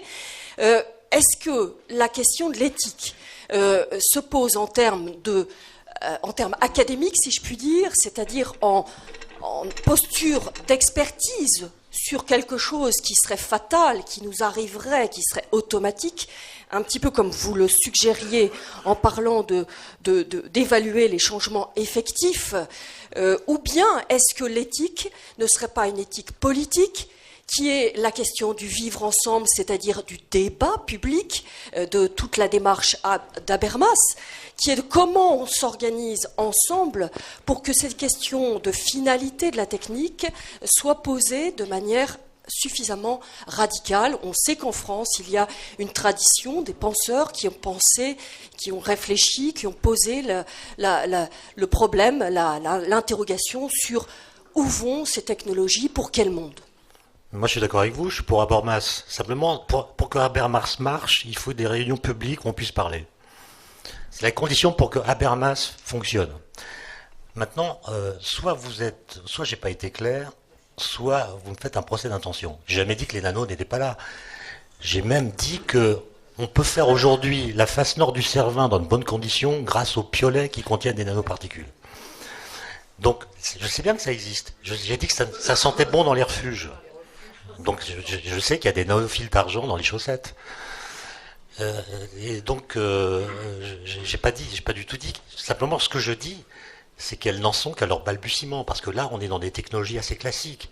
Le fait d'insérer dans des matériaux des constituants autres, de n'importe quelle taille d'ailleurs, C'est une pratique très ancienne. Et ce que j'ai dit dans mon exposé, je crois, c'est que les nanosciences permettent de déployer dans un très large spectre ces techniques et d'imaginer des innovations beaucoup plus nombreuses. Maintenant, les questions éthiques, évidemment, sont fondamentales. Elles sont aussi des questions politiques. Parce qu'évidemment, ce sont des questions éthiques qu'aucun individu, aussi puissant soit-il, ne peut résoudre pour lui-même. Donc elles engagent la société, et il faut donc qu'on mette en place des modalités continues, à mon avis, qui permettent de dire quelle est la part qui revient à la discussion générale, quelle est la part qui revient à l'éclairage des experts, quelle est la part qui revient à la décision politique. Et ça, on n'a pas trouvé ces modalités-là, puisque aujourd'hui la démocratie participative ne fonctionne pas, bien en tout cas, elle ne converge pas, c'est le moins qu'on puisse dire, et la démocratie représentative est contestée lorsqu'elle prend des décisions en matière de technosciences en général. Donc la question, c'est comment est-ce qu'on discute ? Comment est-ce qu'on discute ? Est-ce qu'on serait d'accord pour éliminer aujourd'hui toutes les technologies qui utilisent des nanoparticules ? Moi, je suis pas contre. Si tout le monde est d'accord, je suis moi. Que ça sente mauvais dans les refus, ça me dérange pas. Ça sentait mauvais avant. On peut revenir à avant, si vous voulez. La question, c'est voilà, quelle audace on est prêt à prendre. Et moi, je pense que nous ne devons pas décider à partir des valeurs qui sont les nôtres aujourd'hui ce que sera le monde de 2050. C'est-à-dire que nous ne savons pas quelles seront les valeurs des gens qui habiteront cette planète dans 30 ans. Regardez, quand on a inventé le téléphone, il y a des cantons suisses qui l'ont refusé, au motif que le téléphone allait détruire le lien social. Que les gens cesseraient de se rendre visite, et donc les personnes âgées ou isolées resteraient isolées, etc. Bon, c'est pas exactement ce qu'a fait le téléphone. Et d'ailleurs, dans ce canton, qui est le Valais, que je connais bien parce qu'il y a des montagnes, eh bien, tout le monde a un téléphone portable aujourd'hui. D'accord ? Donc, simplement, on apprend les usages à mesure que les innovations s'actualisent. Et je pense que pour les nanosciences, il faut faire la même chose. Moi, je n'ai pas envie de devenir un cyborg. Maintenant, quand je vois qu'on travaille à la possibilité de faire en sorte que des sourds entendent, ça ne me laisse pas insensible. Donc voilà, il n'y a pas de bien ou de mal qu'on puisse invoquer comme référence qui permette de trancher les questions. Il y a juste un dossier, il y a des choses qui se passent, et il faut que nous en discutions. Moi, ceux qui me connaissent savent que je ne suis pas du tout technologue, je ne suis pas du tout intéressé par les innovations technologiques. J'ai un très vieux téléphone, je ne suis pas fou des gadgets. Ce qui m'intéresse, c'est justement la question que vous posez, c'est-à-dire, à propos des questions sciences-société, celle-ci, mais il y en a d'autres. Il y en a d'autres qui m'intéressent presque plus. Par exemple, pourquoi est-ce qu'aujourd'hui, on a tant de mal à expliquer la physique des particules ? Pourquoi est-ce que plus personne, quasiment dans le public, ne s'intéresse à la recherche fondamentale ? Pourquoi la vulgarisation, disons, est un échec ? Ça, c'est une question qui m'intéresse aussi. Et dans ce contexte-là, la question des nanosciences m'interpelle, puisque, vous ne l'avez pas dit, mais on bute aussi sur des problèmes de connaissance. Si, sortant du lycée, les gens savaient ce qu'est la structure de l'atome, la taille d'un atome, comment on fait une molécule, etc., on serait plus à l'aise pour débattre de ces questions. Oui. Franceline Marano, je préside le groupe de veille sur les impacts sanitaires des nanotechnologies au Conseil de santé publique et le groupe de suivi sur les risques émergents du plan national santé-environnement. Je me connais un peu aussi dans le domaine des nanotechnologies, mais du côté de la nanotoxicologie, ce que vous n'avez pas trop évoqué. Et je voulais revenir sur cette question de la démocratie participative. Moi, je crois quand même que ça peut marcher. Dans le groupe 3, santé-environnement du Grenelle de l'environnement, où on a posé la question des impacts sanitaires des nanotechnologies, les différents partenaires qui étaient là et qui représentaient un peu l'ensemble de la société civile avec les 5 collèges, et en particulier celui des associations, n'avaient pas ce discours catastrophique et catastrophiste qu'on retrouve dans certaines associations extrêmement et très extrémistes et qui empêchent le débat sur les nanotechnologies. Ils ne disaient pas il faut tout arrêter. Le moratoire, sauf pour quelques-uns, quelques représentants d'associations les plus extrêmes, le moratoire n'était pas demandé. Simplement, on demandait qu'il y ait un peu plus de transparence, justement parce que les représentants de la société civile qui étaient là, y compris d'ailleurs les élus, disaient mais en fait, elles sont déjà dans la vie courante et on ne le sait pas forcément. On demande qu'il y ait une transparence, on demande qu'il y ait des explications données justement aux consommateurs en particulier de ce que ça apporte, c'est-à-dire l'intérêt, et l'intérêt n'était pas franchement contesté, sinon que pour certains produits, on ne voit pas si c'est absolument nécessaire et s'il y a un apport supplémentaire à utiliser des nanos plus que d'autres produits qui sont déjà dans les produits de consommation courante, parce que vous savez très bien qu'en fait, effectivement, c'est extrêmement largement utilisé actuellement, en particulier dans la vie courante. Et on n'a pas de données vraiment claires, pas de transparence, pas d'étiquetage. Et c'était ces questions-là qui étaient posées. Et puis, la question fondamentale, à côté de cette question qui concerne et que vous avez évoquée, qui concerne la liberté et les impacts que ça peut avoir sur la vie de chacun, effectivement, donc ces aspects éthiques, la question fondamentale, celle qui revenait quasi systématiquement, c'était quels sont les impacts sur la santé et sur l'environnement. Est-ce qu'on le sait? Il y a toutes les crises sanitaires qu'on connaît tous, qui ont laissé leurs traces. Et pour cela, il faut vraiment qu'il y ait effectivement de la transparence, des explications. Et ça ne peut passer que par des débats publics, il y a des débats publics qui fonctionnent très bien. Ceux qui se sont déroulés au CNAM, le Nanoforum, Dorothée, qui vient de parler, participe à ces débats publics. Ce sont des débats qui fonctionnent bien, où il peut y avoir, sans qu'on ne soit obligé d'arrêter la discussion, on peut avoir des échanges tout à fait vifs, mais arriver à une concertation. Donc je crois que ces questions de l'introduction des nouvelles technologies dans la société, d'un point de vue général, eh bien, il faut que ça passe par ce débat public. On ne peut pas l'éviter. Mais moi, je le réclame. Je dis simplement qu'il devrait être plus facile qu'il n'est. Et simplement, moi, j'ai l'impression que la conclusion du débat national, je m'avance peut-être un peu, ça va être étiquetage et augmentation des financements pour la recherche en toxicologie. Bon.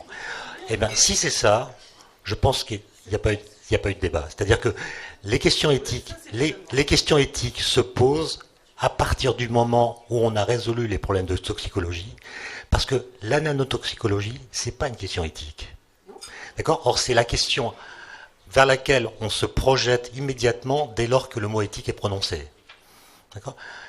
C'est une obligation, ça relève de la déontologie. On ne va pas mettre sur le marché des produits dont on sait qu'ils sont dangereux. Aujourd'hui, on ne sait pas s'ils sont dangereux, mais si on savait qu'ils étaient dangereux, on ne devrait pas les mettre sur le marché. Une sorte d'obligation de résoudre la question de la nanotoxicologie. Ce n'est pas une question éthique. La question éthique, c'est la question politique. C'est-à-dire, si un jour il y a des post-humains, et moi je pense qu'il y a déjà des post-humains, il y a un type qui court le 100 mètres en 9, etc. Vous voyez ce que je veux dire? Il y a des post-humains, il y a des gens qui font des choses qui sont humainement impossibles, et les font déjà. Il y a un Suisse qui a monté la face nord de l'Eiger, je vous dis ça, c'est récent, la face nord de l'Eiger en courant. 1h45, il a mis. C'est pas un humain. Bon, admettons qu'il y ait des vrais post-humains, des gens qui ont des capacités mentales, intellectuelles, physiques hors du commun. La question qui se pose, et qui est d'ailleurs une question actuelle, c'est pas une question pour le futur, la question est la suivante. Est-ce que ces gens diront « Nous sommes des post-humains et rien de ce qui est humain ne nous est étranger » ou est-ce qu'ils diront « Nous sommes des post-humains et les humains sont des arriérés » C'est une question pour le futur, mais en fait c'est une question pour aujourd'hui. D'ailleurs, regardez comment est le monde, voyagez un peu, et voyez comment ces choses-là se trouvent déjà présentes dans le monde d'aujourd'hui. D'accord ? Est-ce que nous-mêmes, même s'il n'y avait pas les nanos d'ailleurs, imaginez le monde d'aujourd'hui sans les nanos. avec des piolets qui cassent. Bon, on aurait à peu près la vie qu'on a aujourd'hui. Bon.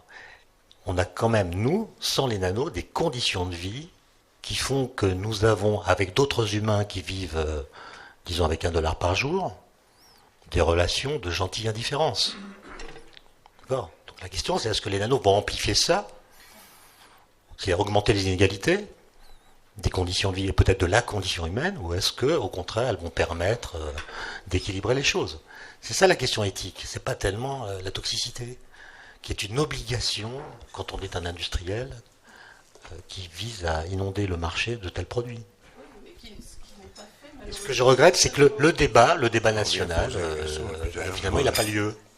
Parce qu'il tombe tout de suite sur la question de l'étiquetage, qui est un problème très important et très, très fondamental, mais qui n'est pas du tout éthique, sauf si on veut invoquer une éthique de consommateur.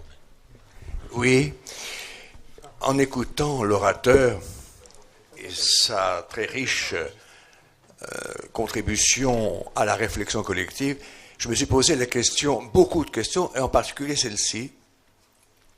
Qu'est-ce qui est finalement le moteur principal dans la recherche? Est-ce l'imagination du chercheur, l'exigence du marché, ou la nécessité de répondre à des besoins sociaux? Je suis inspecteur général de l'éducation nationale, honoraire, mais je suis aussi usager du RER A. Et quand je vois ces millions de gens qui s'entassent comme du bétail, et pendant des heures de transport le matin et le soir, alors que j'apprends que les flux quadruplent tous les 10 ans, sur la route comme dans les transports en commun, je me dis, est-ce qu'il y aura une possibilité d'application des nanotechnologies à ce genre de problème social dans un sens d'amélioration collective?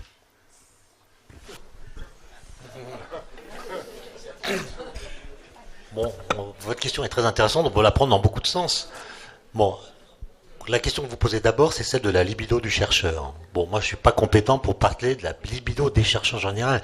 Il y a des gens qui veulent vraiment comprendre des nouvelles choses. Ceux-là, ils font plutôt la recherche fondamentale en astrophysique ou en physique des particules. Les gens des nanosciences, comme je l'ai dit dans mon exposé, ne pensent pas qu'ils feront de découvertes fondamentales. On ne va pas découvrir une 5e force en faisant des nanosciences. C'est des gens qui, au départ, je l'ai dit, étaient plutôt écolos avant l'heure. Ils avaient lu le rapport du Club de Rome. Et ils voulaient économiser la matière parce qu'ils savaient qu'un jour, on tomberait sur un problème énergétique, un problème de ressources, un problème alimentaire, etc. Et donc, c'était des gens qui avaient imaginé le développement durable avant tout le monde. Et donc, moi, je connais des chercheurs, je n'ai pas fait d'études sociologiques, mais je connais des chercheurs qui sont vraiment mus par ça. Ils veulent économiser l'énergie. C'est d'ailleurs très marrant quand vous visitez Minatech à Grenoble, vous avez des chercheurs qui sont vraiment l'archétype du chercheur tel qu'on l'imagine, en pullover et jean et un peu allumé, qui croisent des types en costume 3 pièces et attaché-caisse qui sont en train de fonder une start-up. Il y a cette ambivalence. Et je ne crois pas qu'on puisse séparer les activités aujourd'hui en disant de ce côté-là, nous trouvons les gens qui font la recherche fondamentale et ceux qui font les applications. Je peux vous montrer d'ailleurs un petit camembert qui dit la chose. Regardez, en France, c'est difficile à lire, mais en gros, vous avez le rôle que joue la France dans les nanosciences et les nanotechnologies. En fait, c'est en gros 6% des publications mondiales. Donc la France a le même taux de publication que la Corée du Sud, qui est très active. Comme on a le même nombre d'habitants que la Corée du Sud, ça donne des comparaisons équilibrées. C'est-à-dire on a le même effort dans ce domaine que les Coréens. Maintenant, quand on regarde les brevets, ça change. En France, il n'y a que 2% des brevets, alors que pour les Coréens, j'arrive pas à lire, mais c'est beaucoup plus. D'accord, 8. Voilà, donc, c'est ce qui a fait réagir le gouvernement, en disant, vous les chercheurs, vous publiez des articles, mais vous ne déposez pas de brevets, donc ce que vous faites ne sert à rien, ça n'est pas un bon moyen de faire de l'innovation, donc déposez des brevets. C'est tout récent, hein, ces chiffres sont tout récents, et on est en train d'être incité justement à répondre à des questions sociétales. Mais la question de l'énergie, la question de la santé, la question du développement durable, c'est des questions sociétales. Mais il ne faut pas non plus demander à la technologie ou à la science de résoudre des questions qui les dépassent, à savoir des questions politiques. Le problème du RERA, ce n'est pas un problème technique. C'est un problème politique. Qui peut ensuite se résoudre par des modifications d'ordre technique. Mais c'est d'abord un problème politique. Oui, bonjour. Caroline Deslas, ministère de l'Alimentation, de l'Agriculture et de la Pêche. Les nanotechnologies pourraient être intéressantes pour tout ce qui concerne l'emballage des denrées alimentaires. Une des questions qui se pose actuellement, c'est le contrôle de ces nanoparticules par des appareils de mesure. Est-ce que vous pourriez nous en parler un peu, s'il vous plaît? Alors, personnellement, je ne peux pas vous en dire beaucoup plus. Je peux vous donner le nom d'une personne qui travaille sur cette question à Grenoble. Je vous le donnerai tout à l'heure, qui est un médecin qui s'intéresse justement à la mesure du nombre de nanoparticules qui traînent dans un volume donné, par exemple. Je ne sais pas quelle sensibilité ils ont aujourd'hui. Je sais que ça dépend des nanoparticules. On n'a pas les mêmes capacités de détection pour toutes les nanoparticules. Ça dépend de leur espèce chimique, notamment. Mais bon, je peux...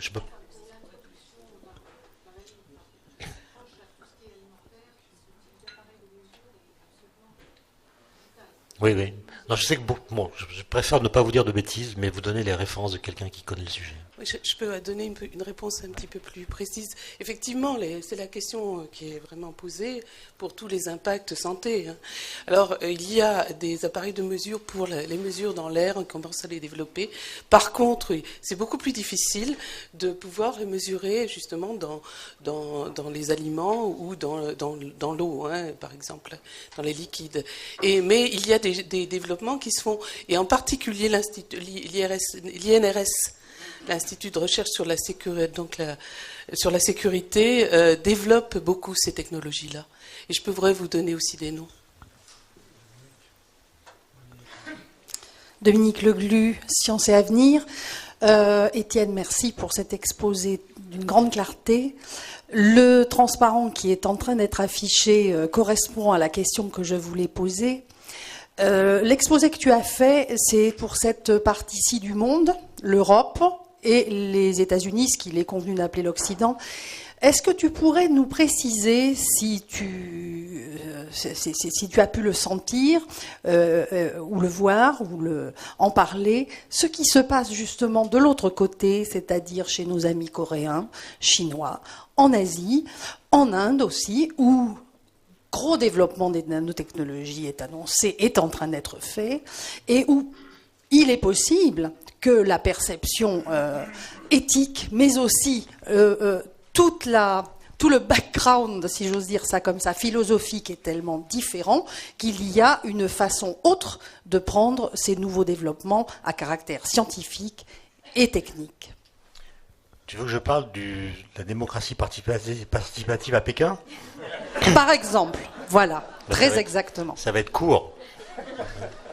Non. Disons que, à ma connaissance, il n'y a qu'en France qu'il y a un débat national. Il y a évidemment des initiatives dans d'autres pays comme l'Angleterre, les pays du Nord qui font des conférences citoyennes, etc. Mais l'idée de débat national encadré, comme on le fait en France, c'est une singularité. Bon. L'Europe, à son niveau, essaie d'élaborer un code de bonne conduite.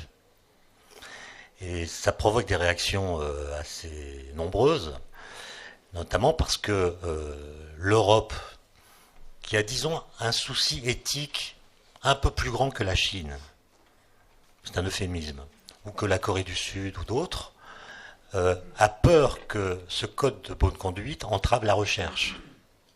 Et que du coup, les chercheurs, ou l'Europe en tout entière, en matière d'innovation et de brevets, soient freinés par rapport à d'autres pays dans lesquels les contraintes seraient moins fortes. D'autre part, c'est le deuxième aspect de la question, ça rejoint la question précédente. Nous, on a quand même l'idée que la recherche doit d'abord viser la connaissance, alors que dans les pays que tu as cités, la recherche, elle est directement couplée à l'innovation, et elle est considérée comme le moteur principal de l'économie. Alors que nous, on a une conception d'une recherche qui est plutôt presque parnassienne, qui devrait se détourner de toutes les questions, soit économiques, soit sociétales. Ça change évidemment, comme tu sais, mais il y a encore cette idée que la science ne doit pas se coupler trop directement au marché. Oui, il faut dire que le background dont tu parlais, philosophique, est différent. Puisque notre background, comme on l'a dit tout à l'heure, c'est la laïcisation du salut. Et la science est considérée, dans cette perspective, effectivement, spécialement en France, dans la lutte du XIXe siècle contre l'Église catholique. La laïcisation du salut, ça ne veut rien dire pour un Chinois. Ça ne veut rien dire pour un Indien. Donc, ce qu'il faudrait vraiment étudier avec nos amis chinois, c'est la confrontation entre ces présupposés philosophiques avec leur soubassement religieux. Bon, je ne vais pas parler davantage. Monsieur Pictet. Oui, Raymond Pictet, je suis un ancien directeur de recherche au CNRS à l'Institut Jacques Monod. Et avant, j'ai vécu en Californie, j'ai vécu les années 70 dans le département de biochimie et biophysique à San Francisco et participé à la naissance de ce qu'on appelait le génie génétique. Et j'ai vécu ce que les nanotechnologies vivent aujourd'hui, c'est-à-dire asile-omar, aller convaincre les voisins que les expériences ne sont pas dangereuses, etc., etc. Parce qu'à l'époque, c'était de la science-fiction. Je peux vous dire que près de 30 ans après, les progrès n'ont rien à voir avec ce qu'on imaginait à l'époque, c'est-à-dire que les progrès sont très en dessous de ce qu'on pensait pouvoir faire. Et j'ai une déception constante en regardant ce que, par exemple, l'industrie fait, en particulier Monsanto. Ce sont des projets qui ne sont vraiment pas brillants au point de vue intellectuel et au point de vue de ce qu'on voyait en tant qu'universitaire. Ceci dit, je ne vais pas élaborer là-dessus parce que ça serait trop long, mais j'ai retenu une leçon qui est due à l'introduction du monde des affaires, de l'industrie dans la biologie. C'était quelque chose de très connu du monde des chimistes.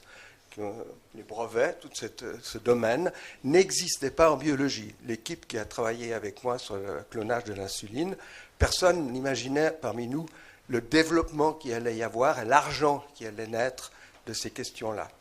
Et je suis le seul qui soit resté dans le système universitaire de tous les membres de des groupes qui travaillaient là-dessus à cette époque, à San Francisco. Et j'ai retenu une leçon, et je pense que c'est le seul problème sur lequel on peut agir, qui revient à la question des experts que vous souleviez tout à l'heure.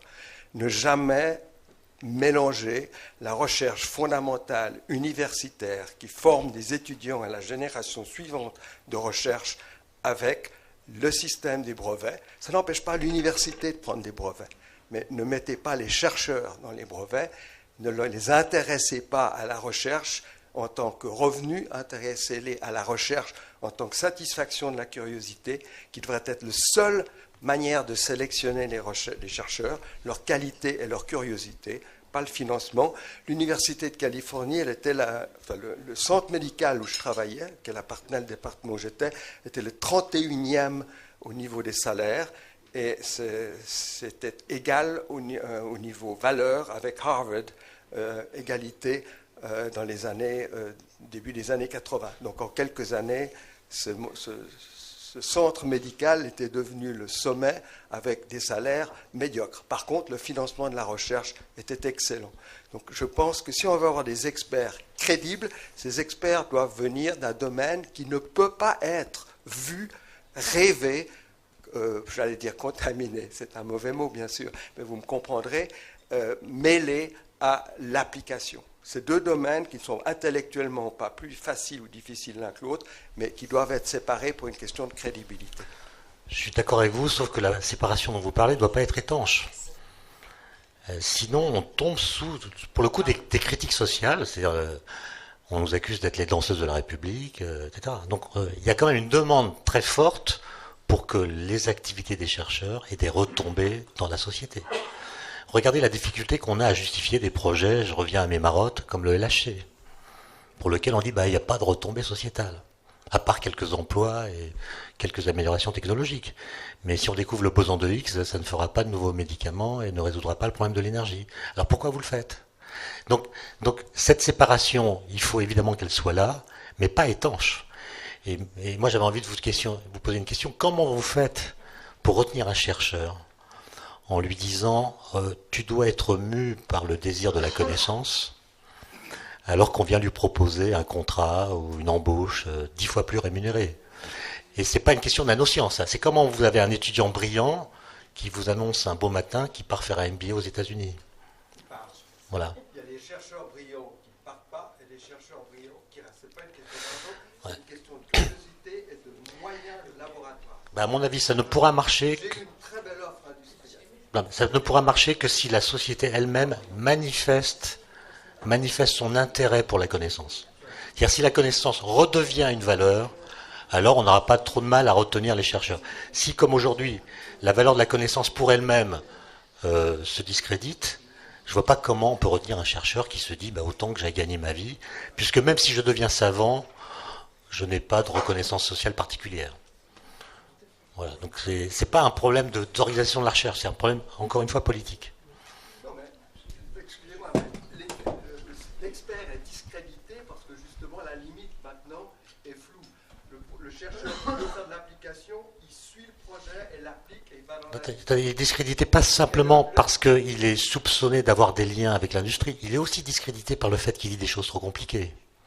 Il peut être aussi discrédité par le fait qu'il ne manie pas bien la rhétorique. Je vais vous donner un exemple pour me faire comprendre. Vous êtes un expert du climat. Vous travaillez pendant 20 ans au GIEC. Vous discutez avec 2000 autres chercheurs qui comparent leurs données, leurs analyses, qui votent leurs résolutions. Un travail scientifique de longue haleine. On vous met ensuite devant un plateau de télévision. Dans un plateau de télévision. Au nom du relativisme ambiant, on dit « Ah mais vous êtes au GIEC ». Donc on va vous mettre dans les pattes un climato-sceptique. 5 minutes chacun. C'est comme si on lisait le problème de la Shoah, c'est 5 minutes pour Hitler, 5 minutes pour les Juifs, et après le public décide. Voilà.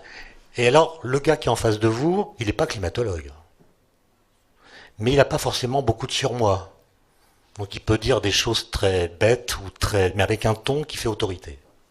Il peut dire par exemple à un expert du GIEC qu'il est stupide de prétendre prédire le climat sur un siècle, alors qu'on ne peut pas prétendre prédire la météo au-delà de 3 jours.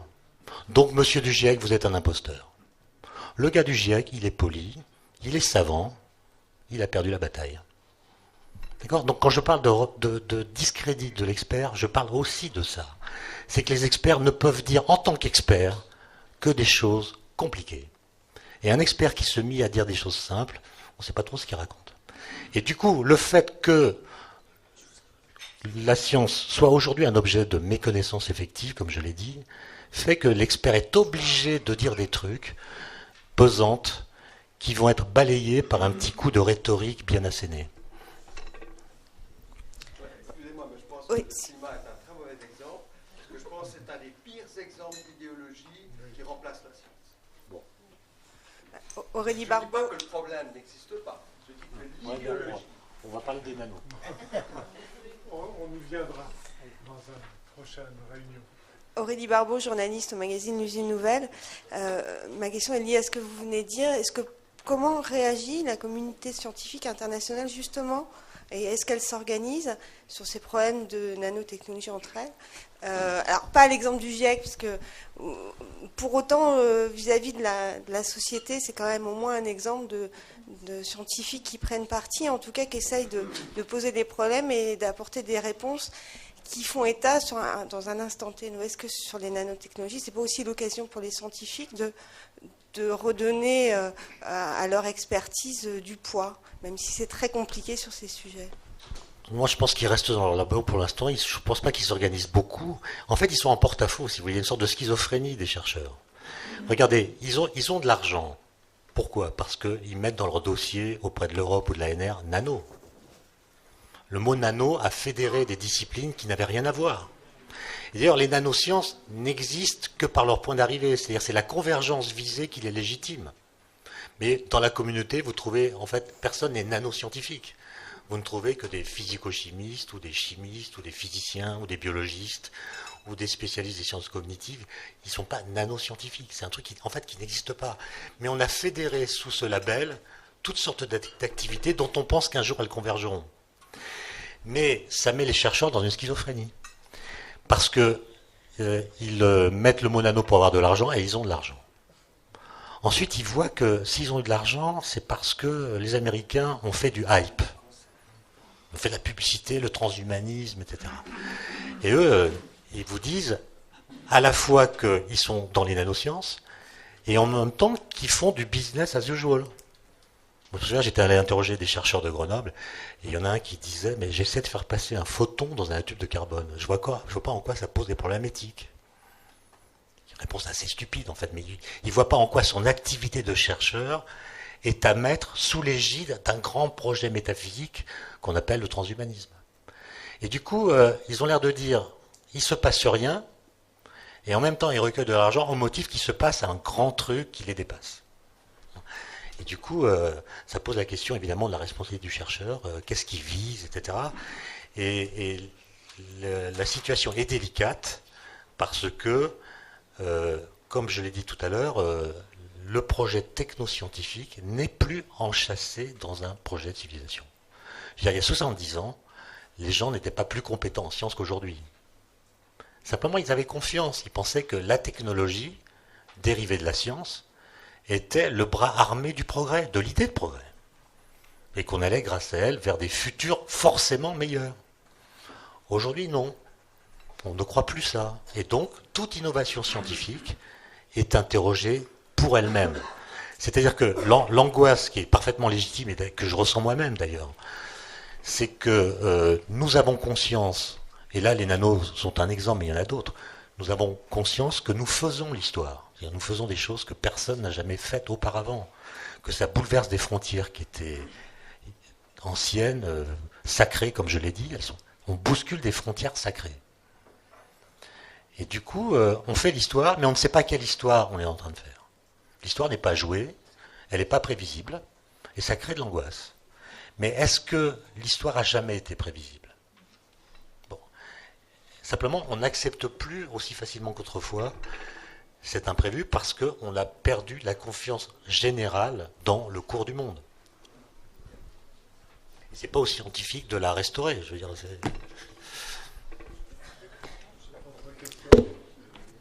Oui, donc Caroline Chevasson, donc je suis du CEA, mais avec une formation politique, donc ce qui va vous expliquer mon intervention. Beaucoup plus d'un niveau moins philosophique, mais plus pour revenir au débat public.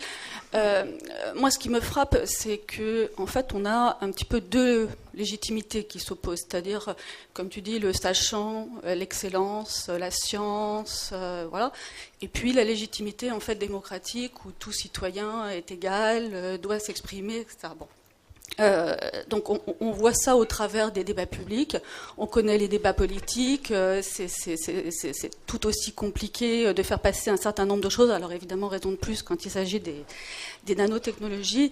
Moi je pense qu'il y a un domaine ou plutôt un relais d'opinion, parce que je pense que dans ce cas-là il faut essayer de trouver des relais, des gens qui sont extrêmement demandeurs d'ailleurs et qui savent assez bien manier justement d'une part la connaissance, la confiance finalement de leurs citoyens et puis finalement quand même une capacité de parole et d'explication. Ce sont tous les élus, je parle surtout des collectivités territoriales, parce que quand tu parlais un petit peu de la fin de la difficulté de la démocratie représentative, on parle plutôt étatique en fait.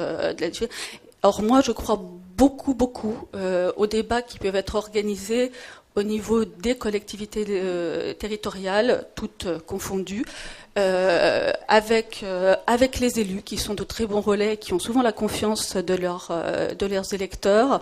Et je pense que c'est un canal, honnêtement, qui n'est vraiment pas assez utilisé. Moi, je sais que pour finir, je l'ai beaucoup regretté qu'on ait complètement zappé dans le Grenelle de l'environnement la partie justement où on devait interroger les collectivités territoriales. Cette partie a été complètement zappée et on se rend compte que c'est là souvent que naissent les idées, les innovations et que les idées s'expriment vraiment. Bon, c'est pas une question, donc je pense que tu as raison, mais ce qui m'étonne quand même, c'est que le débat qui dure depuis 3 mois n'a suscité aucun intérêt de la part des partis politiques, quels qu'ils soient.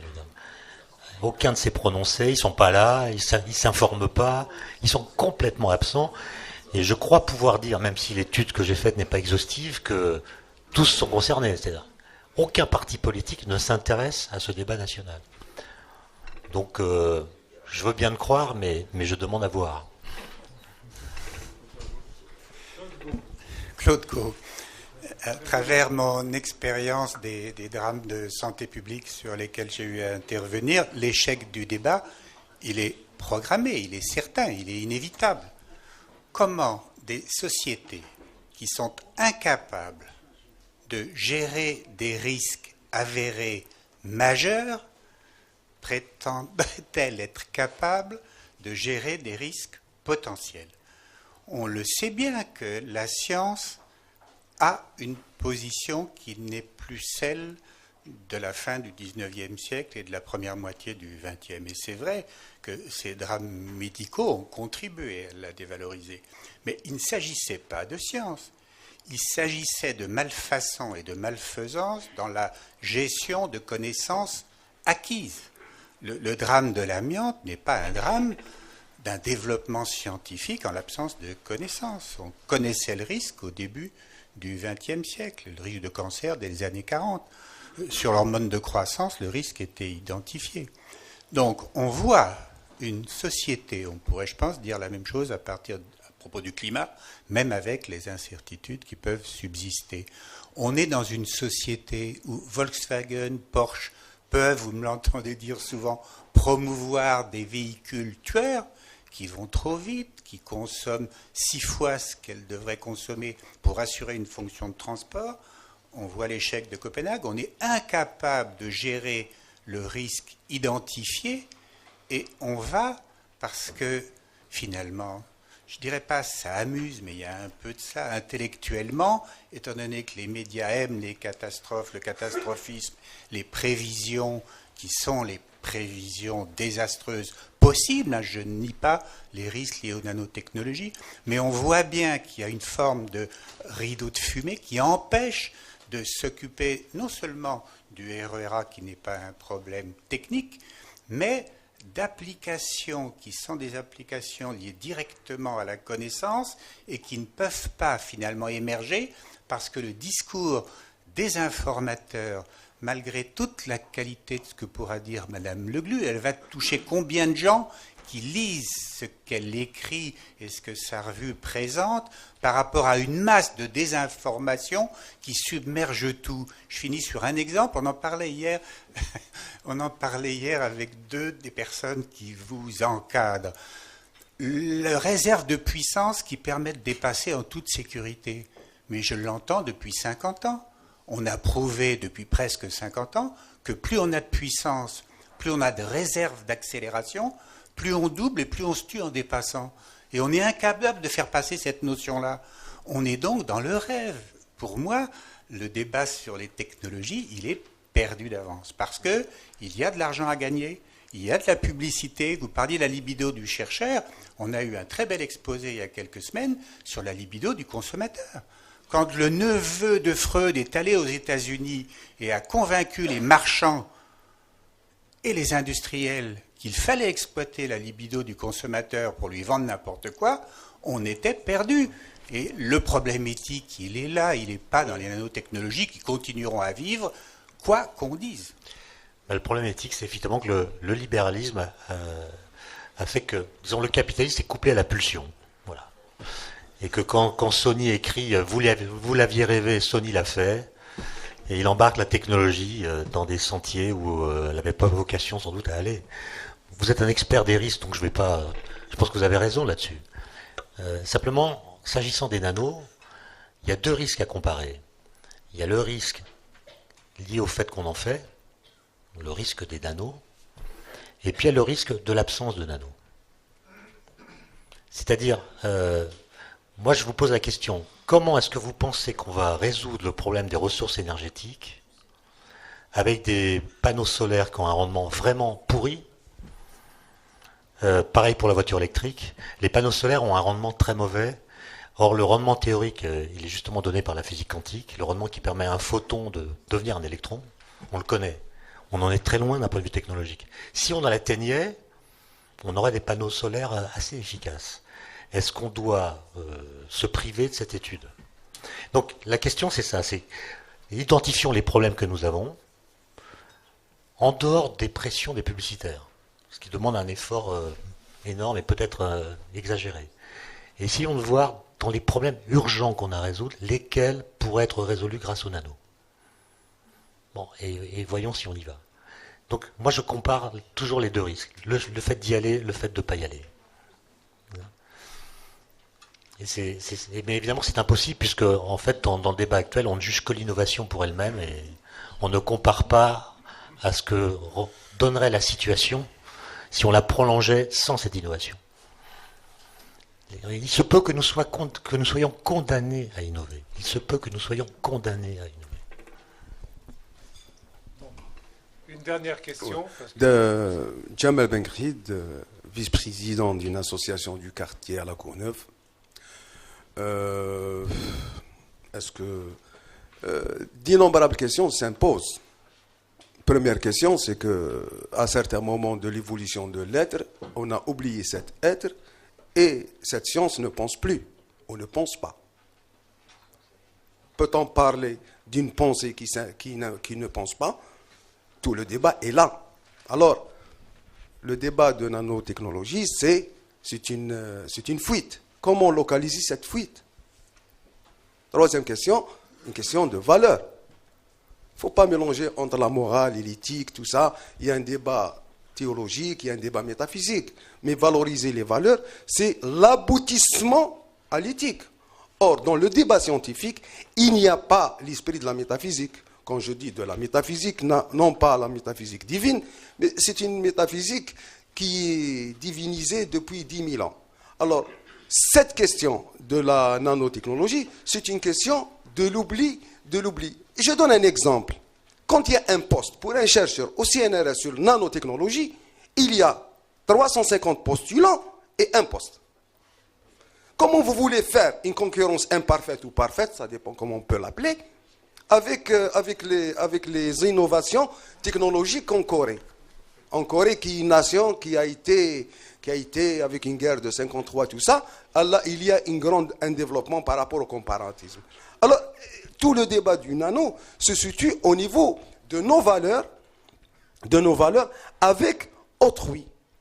Alors, quand on dit, par exemple, le chercheur, il est dans son petit coin, en train de chercher. Il cherche quoi? Il cherche le hasard et les circonstances. Et c'est ça qui fait cette histoire. Le débat au niveau du cybernétique depuis les années 40, en Allemagne et en Angleterre, entre les philosophes, on n'a pas pu le résoudre. Pourquoi on n'a pas... C'est qu'on n'arrive pas à localiser cette fuite de nanotechnologie qui s'est substituée dans l'universalité de l'économique. Une fois on règle le problème de la répartition politique et économique, on peut avancer dans ce schéma. Merci beaucoup. Merci. Bon. Je crois qu'il est 11h05 et selon l'usage, nous interrompons à 11h. Donc, merci pour être venus tous ici. Merci Étienne de s'être prêté à ce jeu des questions qui a été, comme d'habitude, très intéressant. Et merci à vous tous d'être venus et d'avoir participé. À très bientôt.